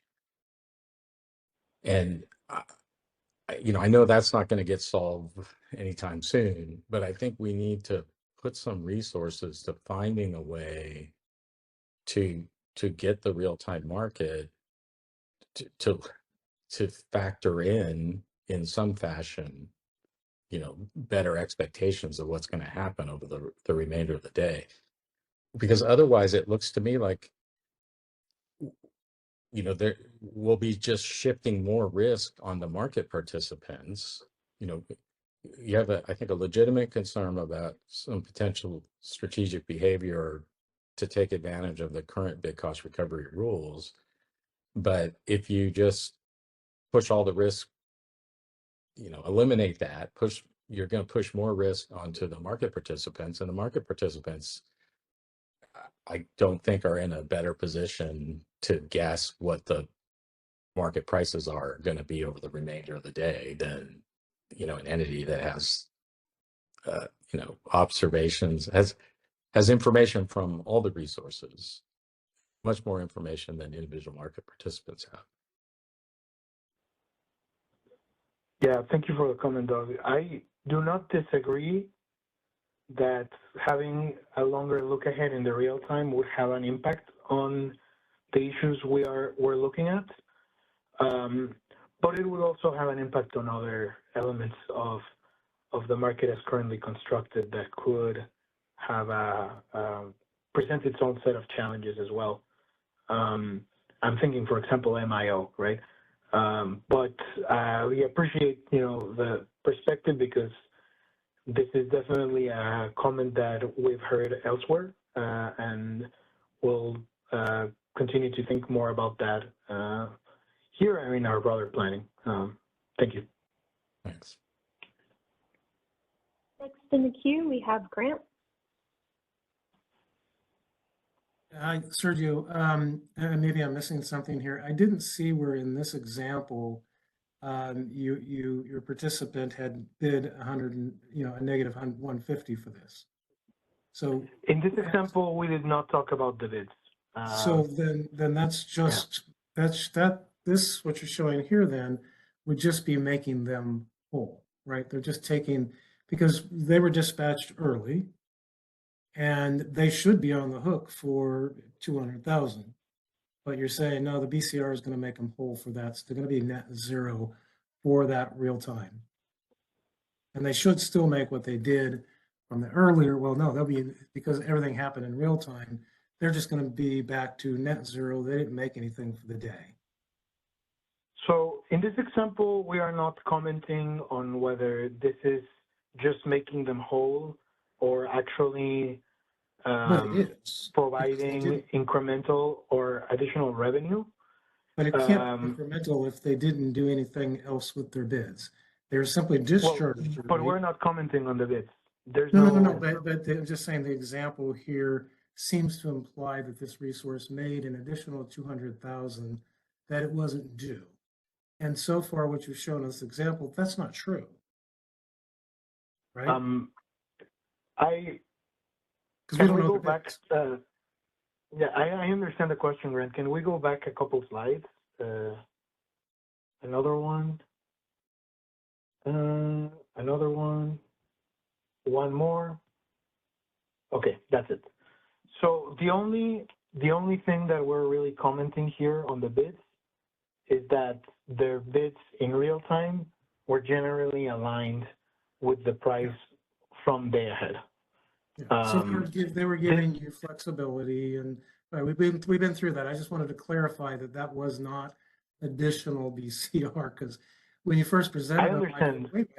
So second thing is, thank you, just clarify. The second thing is that it does seem like, SOC constraint in real time should be automatically preventing any additional revenue. You don't have the ability to do that buyback at that 150, and it just shouldn't be on there, right? And that should be it's a signal that you have today, is my point. That could block that without restricting flexibility. Okay, I do understand your perspective, Grant. First, I would say all of these complex examples don't make a definitive statement on whether this is additional revenue or not, because this is much more complex than the simplified example. So I wouldn't. I just wanted to make sure I understood. Just let me finish, please. Let me finish my idea. I wouldn't make the statement or the assumption that this example does not represent additional revenue. First off, second, even if it didn't, that situation still underscores that the current design does not. The current design eliminates all of the exposure to real-time conditions, thus eliminating the incentive to even consider that in your any bidding strategy altogether. So in these examples, these are not like the simplified ones. Here it's not as clean cut what's incremental or not, because we're showing every single interval, right? Now, whether or not this is, quote, just making them whole, it's still, by definition, eliminating the exposure that they have to those real-time prices for not being able to meet their schedule. And because of that, it still represents, a significant amount of revenue for, a proportion of revenue for the assets. Yeah. That's very helpful. Thank you.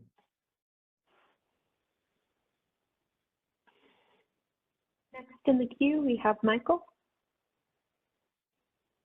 Sergio, this is Michael Wolpe from PG&E.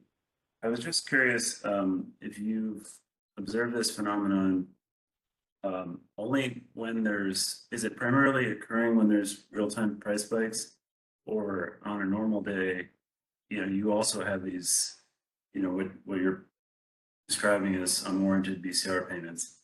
Like, is it only when real-time market gets kind of like these high prices? That is a great question. That is not the only, let me phrase it better. Spikes in real-time pricing is not a necessary condition for us to identify instances where potentially unwarranted VCR was paid.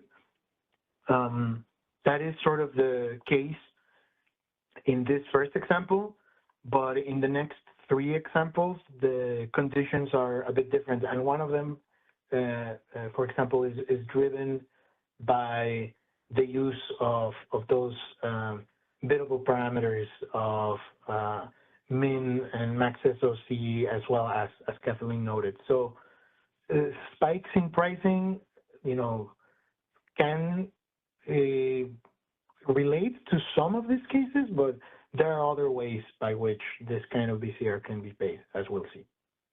Yeah, but, thanks. And I mean, I think just a proportion or a percentage of kind of, because it's really difficult to kind of digest if like you're saying, there are multiple things causing this, but we really have no idea to what extent each of those factors are causing the issue. So if the real-time VCR numbers could be kind of attributable to each of those causes on a percentage basis, that would be super helpful. And I'm also curious if this is only related to batteries providing energy only, or if it also applies to batteries which are providing both AS and energy. That is a great question. We actually have an example that is more so focused on AS. That is the driver rather than energy. Then regarding what situation or factor has more of an effect on the VCR, or if we could, represent that numerically or graphically, I would really doubt that is manageable, but I would say that from our perspective, the existence of these factors is concerning enough, even if there's only, a handful or many examples out there that speaks more so as to perhaps how evident that might have been to whoever, whatever market participants recognized it, but they're still, of equal urgency in our point of view. But I'll see if there's anything of the sort that we could share, but thank you. Thanks. Okay, if we could go to the next slide. So example 2 is the complex version of the very simple sellback example that we showed before. It's basically showing a similar dynamic in which BCR is paid out as a result of charging happening prior to the day-ahead schedule. In addition, however, there's another, let's say, extra complication here. which is the energy storage resource entered the real-time market with SOC higher than what was specified in its day-ahead market SOC. So the SOC, to begin with, it's higher than in real time than what was specified. And then also there is additional charging earlier in the day. So this means that when we reach the day-ahead charging awards schedules, the asset is actually completely full.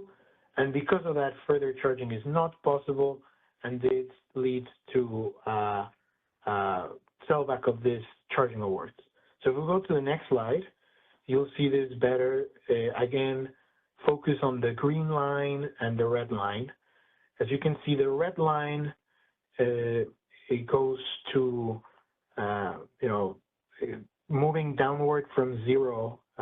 It basically means that it's charging, right? It's withdrawing energy from the grid. So the charging occurs significantly prior to the day-ahead schedule, and that results in the sellback of that period between hour ending 12 and through hour ending 16.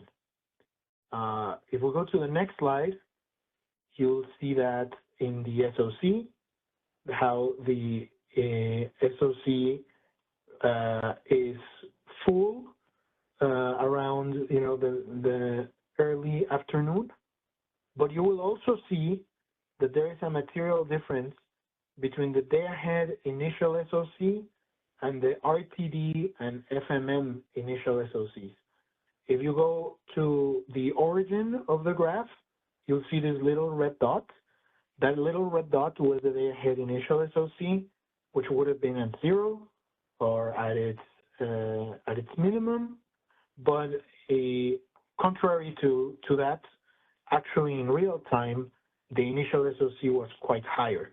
So both of those conditions led to the state of charge to be full earlier than anticipated. If we go to the next slide, you'll see that this resulted in about $15,000 of real-time BCR due to the sellback. And once more, you can see that, through the majority of the day, you might have, small spikes here and there. Some of them are mirror images, like later around 10 p.m. But the driver of the 24-hour, the BCR for the whole day is really this period between hour ending 12 and hour ending 16. This is really very similar to what we've been talking about, with the exception of the added complexity of the difference between the day ahead and real-time initial SOCs. So I'll go on to the next example, because the next two are why we called this section the complex examples, because they're way different than the simple ones. So here in example 3, we are going to show how VCR can be paid as a consequence of actions taken by the SC, specifically the submission of a real-time D-rate, which is what Kathleen was going to, I believe, and it would be great if you can confirm that after we talk about the example. So basically here, we have a resource that has a day-ahead regulation up awards for a number of hours, hour ending 16 to 17, and then 19 to 23. In real time, the resource scheduling coordinator submits a D-rate for hour ending 15 through 20, so that there is no longer sufficient upward movement capability for the energy awards, from the energy awards of the day ahead to be able to cover the regulation up awards. So if we go to the next slide. So this D-rate then leads to the real-time market dispatching the resource into the charging range to maintain that upward movement capability. Now, it's important to note that this is not happening. This is not happening because of a need for state of charge or for megawatt hours. This is happening for a need for megawatts, for upward movement capability, so that it can meet the award, right? So this movement is not needed to charge the battery or to retain a specific SOC. It is needed so that there can be the headroom to be able to deliver the awarded rev up. So because of this, there is what is perceived an economic dispatch based on the bids submitted by the scheduling coordinator, and the resource then receives VCR payments for those hours of uneconomic dispatch to be able to get the necessary upward movement capability or headroom. However, you know, it's important to underscore many times that this is purely driven by the SC submission of a real-time D-rate. And I want to underscore that because, again, this underscores that this kind of VCR could be triggered systematically, right? So let's look at the graphs so that we can look at this more graphically, right, or visually. So here, focus on the area, you know, within the cyan circle. What you can see is that just prior to those purple shaded hours, there is a significant movement in the red line downward, right? And that movement continues. It happens again just prior once more to that purple shaded or lilac shaded area. If we go to the next slide, here the SOC is not relevant, right? Because again, the reason why the uneconomic dispatch happened was not to reach a specific SOC. So we can go directly to the real-time VCR components, and you can see here that in those hours, there is a significant energy bid cost and total revenue there that results in total real-time VCR during those hours of about $140,000. This is a more difficult or more complex case precisely because of that challenge that is basically looking at the headroom rather than an SOC. It is also further complicated because this is not captured or related really to the ASSOC. The ASSOC is binding from, you know, ensuring that there is enough stored energy to serve an award within a given interval. Here, it's not about the SOC. It's about the capability, and it's the upward movement capability in this case, and it's also occurring in intervals prior. So this could serve, you know, perhaps as a case of enhancement or inclusion from how the ASSOC is worded or defined, because it's a bit different than what we've talked about on energy, but it's also not covered by ASSOC today. So I'll pause here. Well, maybe can we go one slide forward? I forget if there's another one on this example. Okay, let's go one back then. And I see Alba has his hand raised. Sergio, thank you.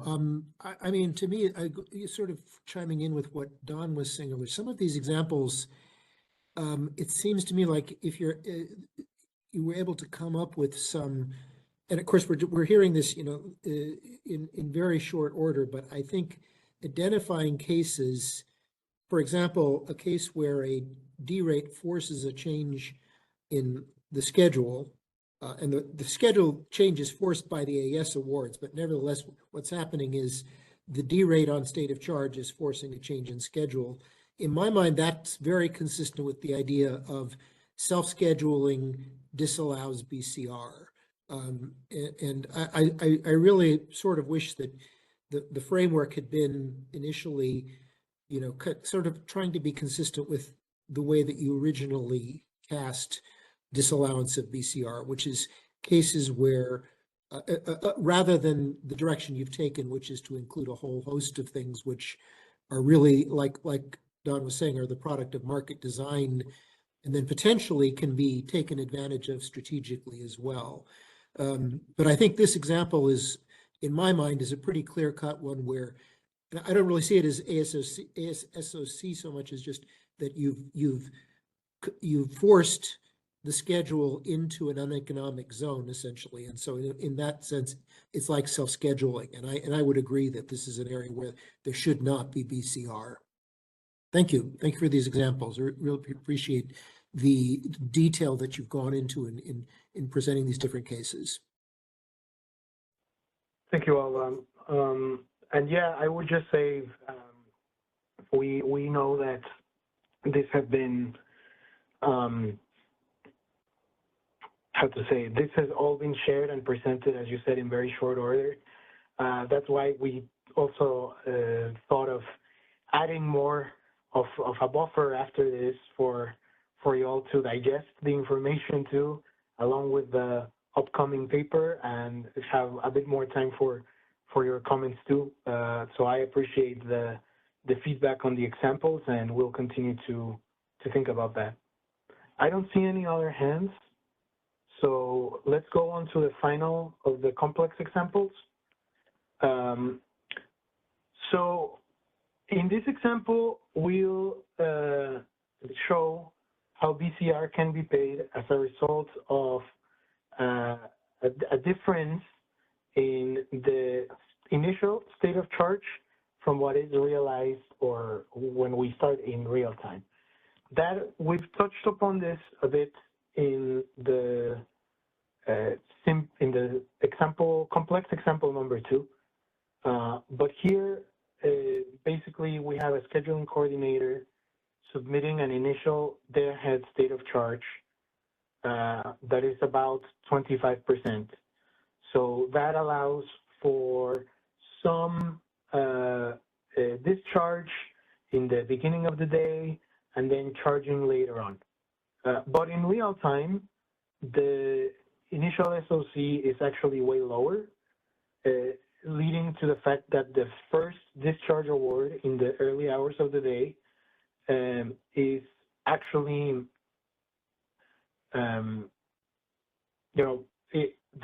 the award in the morning hours is unfeasible in real time, and it contributes to BCR. In this example, I want to underscore that, we've been showing some examples with $15,000, $200,000.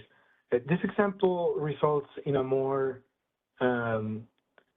modest amount.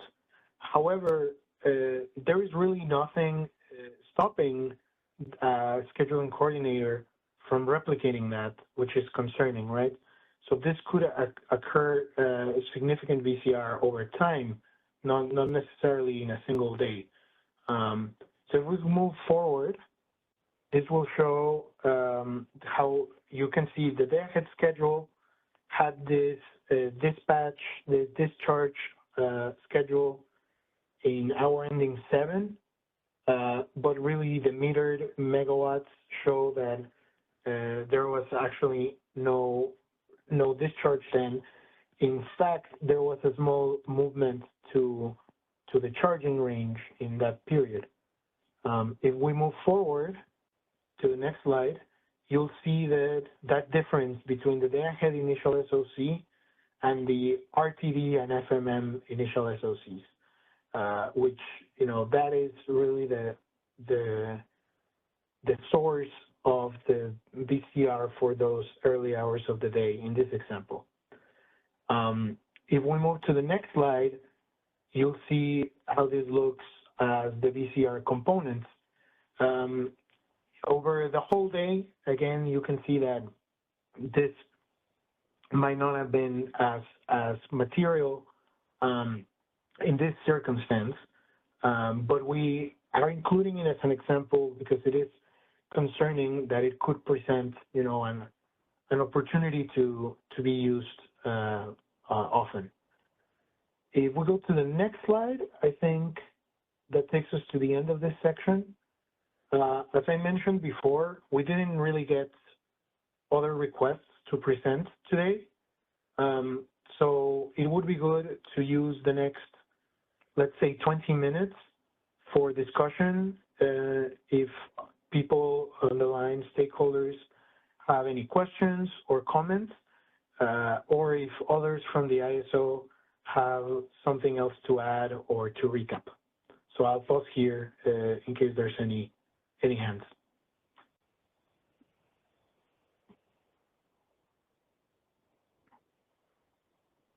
There are no hands currently in the queue.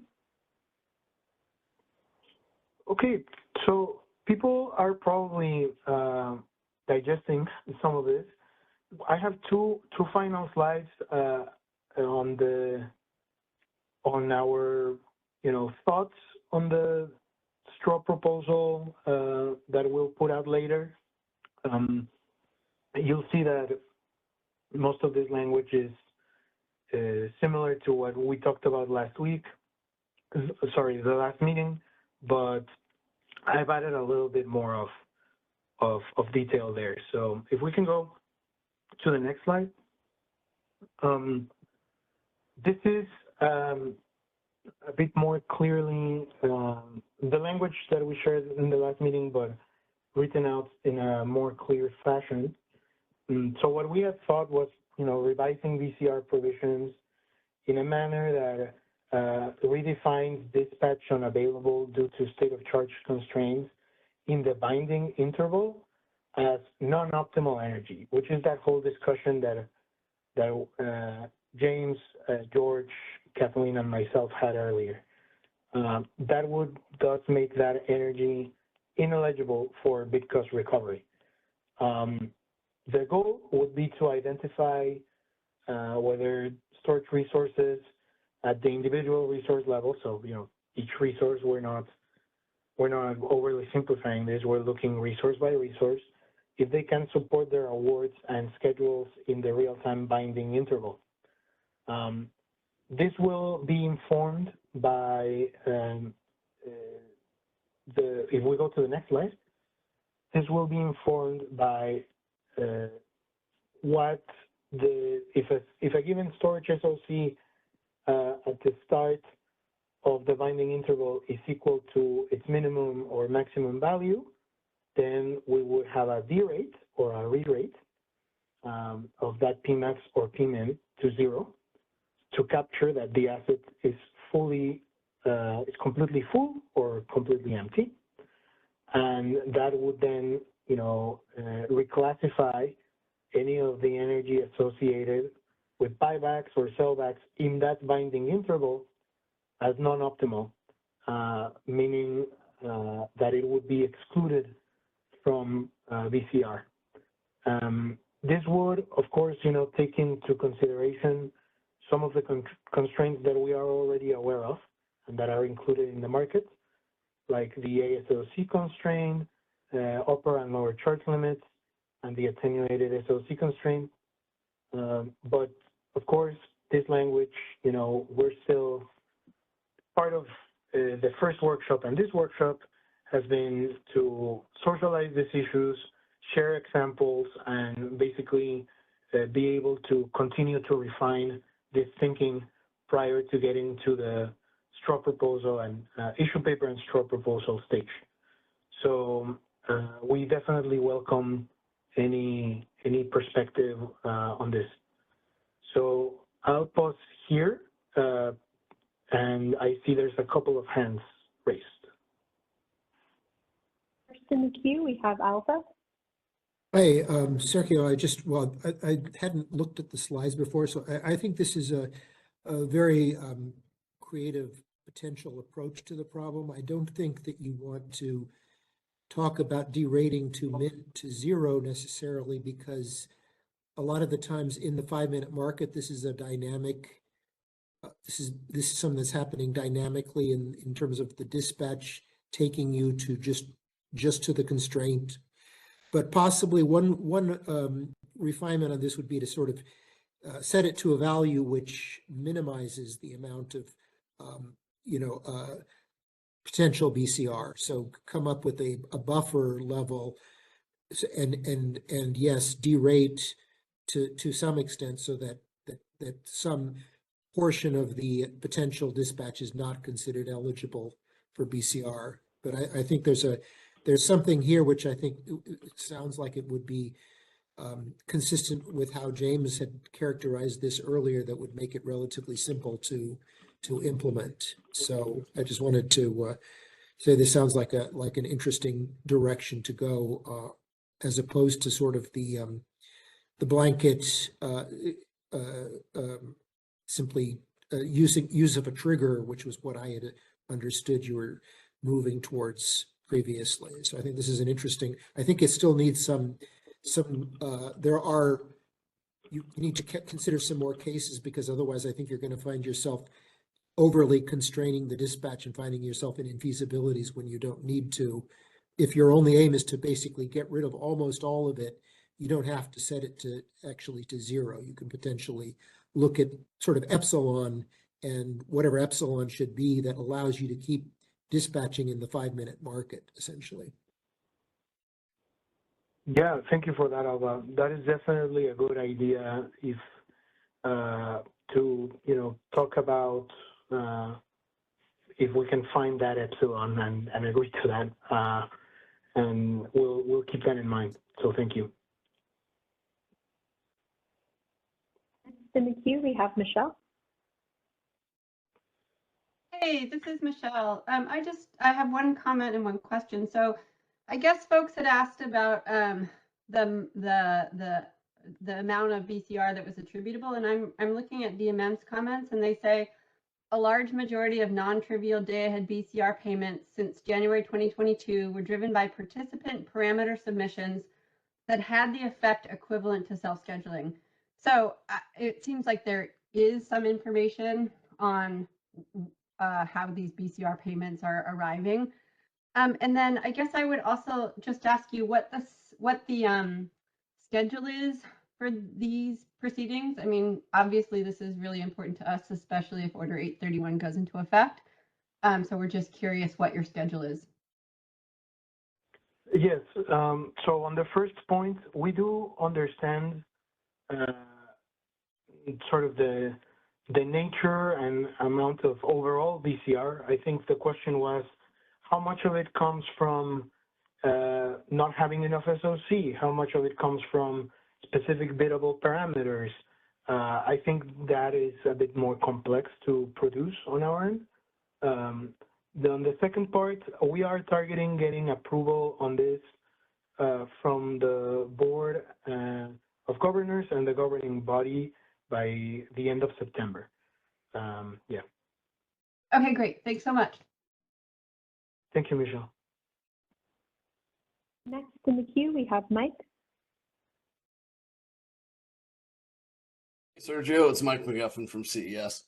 The only other comment that I'd add is that, in some of the cases that you talked through, it's a direct result of something that the ISO has done. For instance, market power mitigation, preventing charging. So, I think if we're going to look at these solutions, I also think we need to consider the application of NPM to charging energy, because I think that does frequently have the effect of limiting a unit's ability to charge to meet a peak obligation.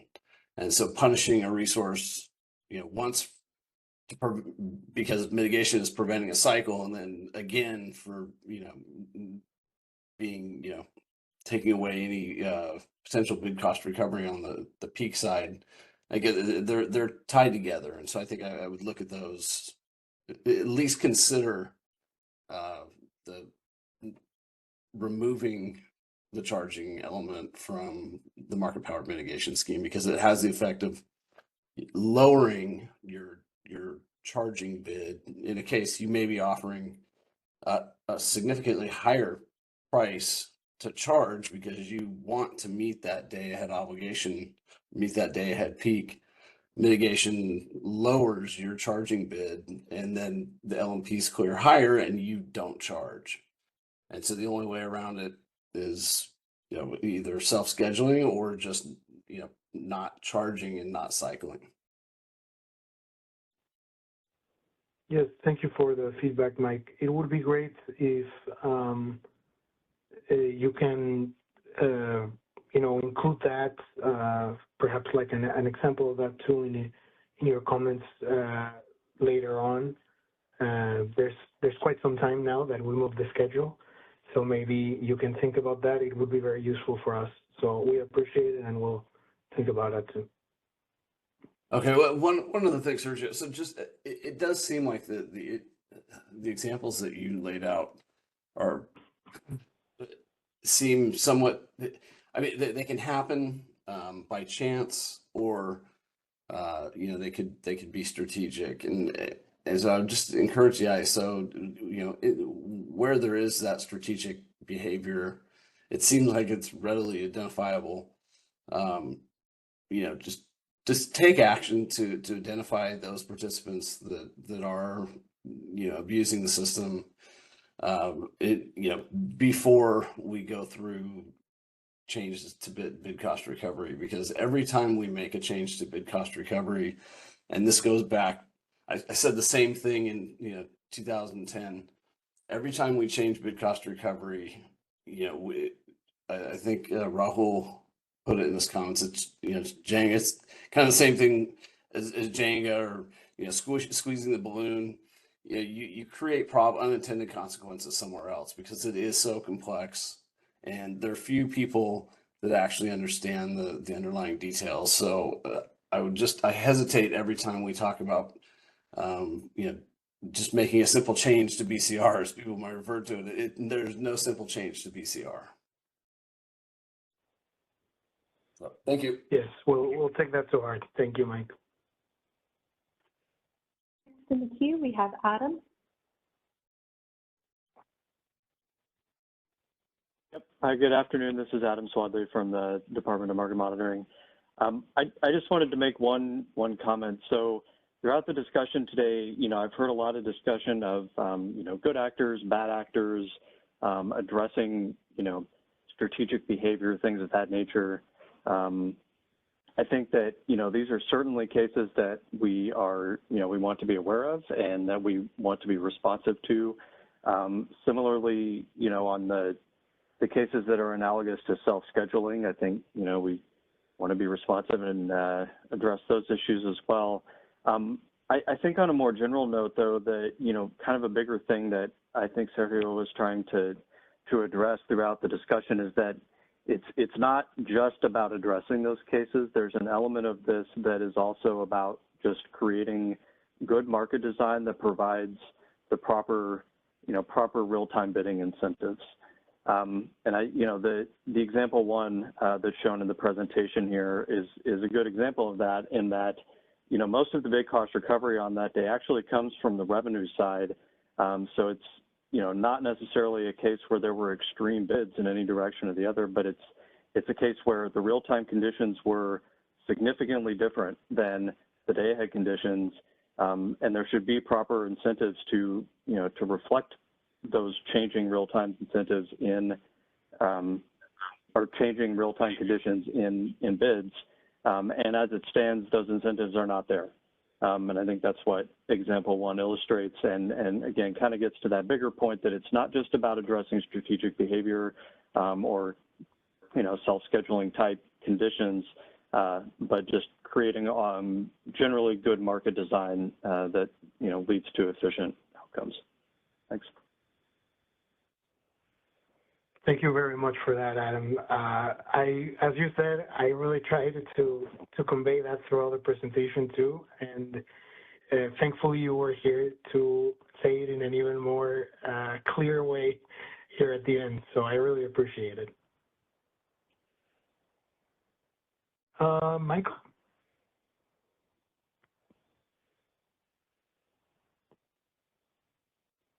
Thanks, Sergio. I was wondering if the CAISO has a response to, so this is Michael Wolpe from PG&E. I was wondering if they had a response to the request by multiple stakeholders to display the real-time VCR on a per megawatt of installed storage capacity basis. A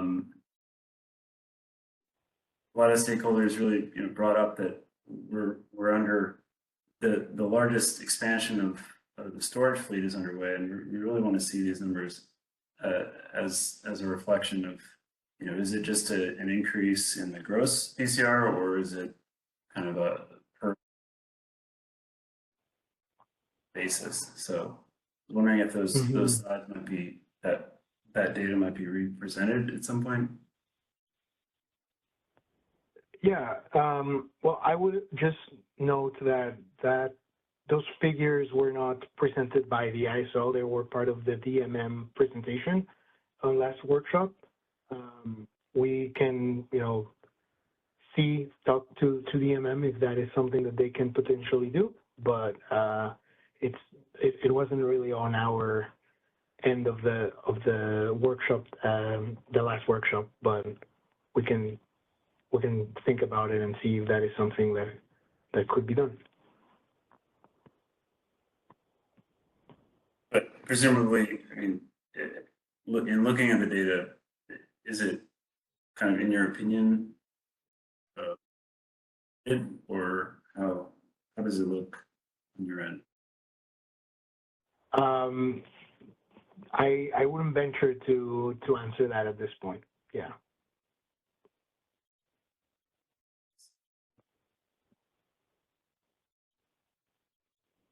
No further questions in the queue. Okay. Well, I think we made it in good time. So maybe I'll pass it on to Christina to wrap it up. Thanks, Sergio. As far as next steps, we have these upcoming milestones to look out for. On July 25th, the ISO will publish the issue paper and straw proposal. On August 5th, we're going to have an upcoming stakeholder meeting on the issue paper and straw proposal. And on August 8th, we will have stakeholder comments due regarding the issue paper and straw proposal. For any additional information or updates, please visit the initiative webpage or contact ISO Stakeholder Affairs at CAISO.com. I have a few ISO updates and announcements to share. For insights into the ISO grid and market operations, be on the lookout for our Energy Matters blog, or you can always subscribe. Here you can see the latest posts regarding the Western Energy Imbalance Market governing body adopting a new name, and another post regarding the July 2024 heat wave. Next, we'd like to announce the new policy initiatives timeline. The ISO has launched this timeline to give stakeholders an overview of ongoing policy initiatives. It really offers details such as the initiative status, timelines, and the current phase of the stakeholder engagement process. And updates are going to be made weekly, and this can be found on the policy initiatives landing page. If you need more information, you can always email us at isostakeholderaffairs@caiso.com. Lastly, we'd like to remind you that registration is open for the 2024 Stakeholder Symposium. You can visit the event website at www.reg.eventmobi/2024 Stakeholder Symposium for more details. And with that, we'd like to thank you for joining today's discussion. As a reminder, this meeting was recorded for information and convenience purposes only, and the video file will be posted on the initiative webpage. Thank you, everyone. We hope you have a wonderful rest of your day.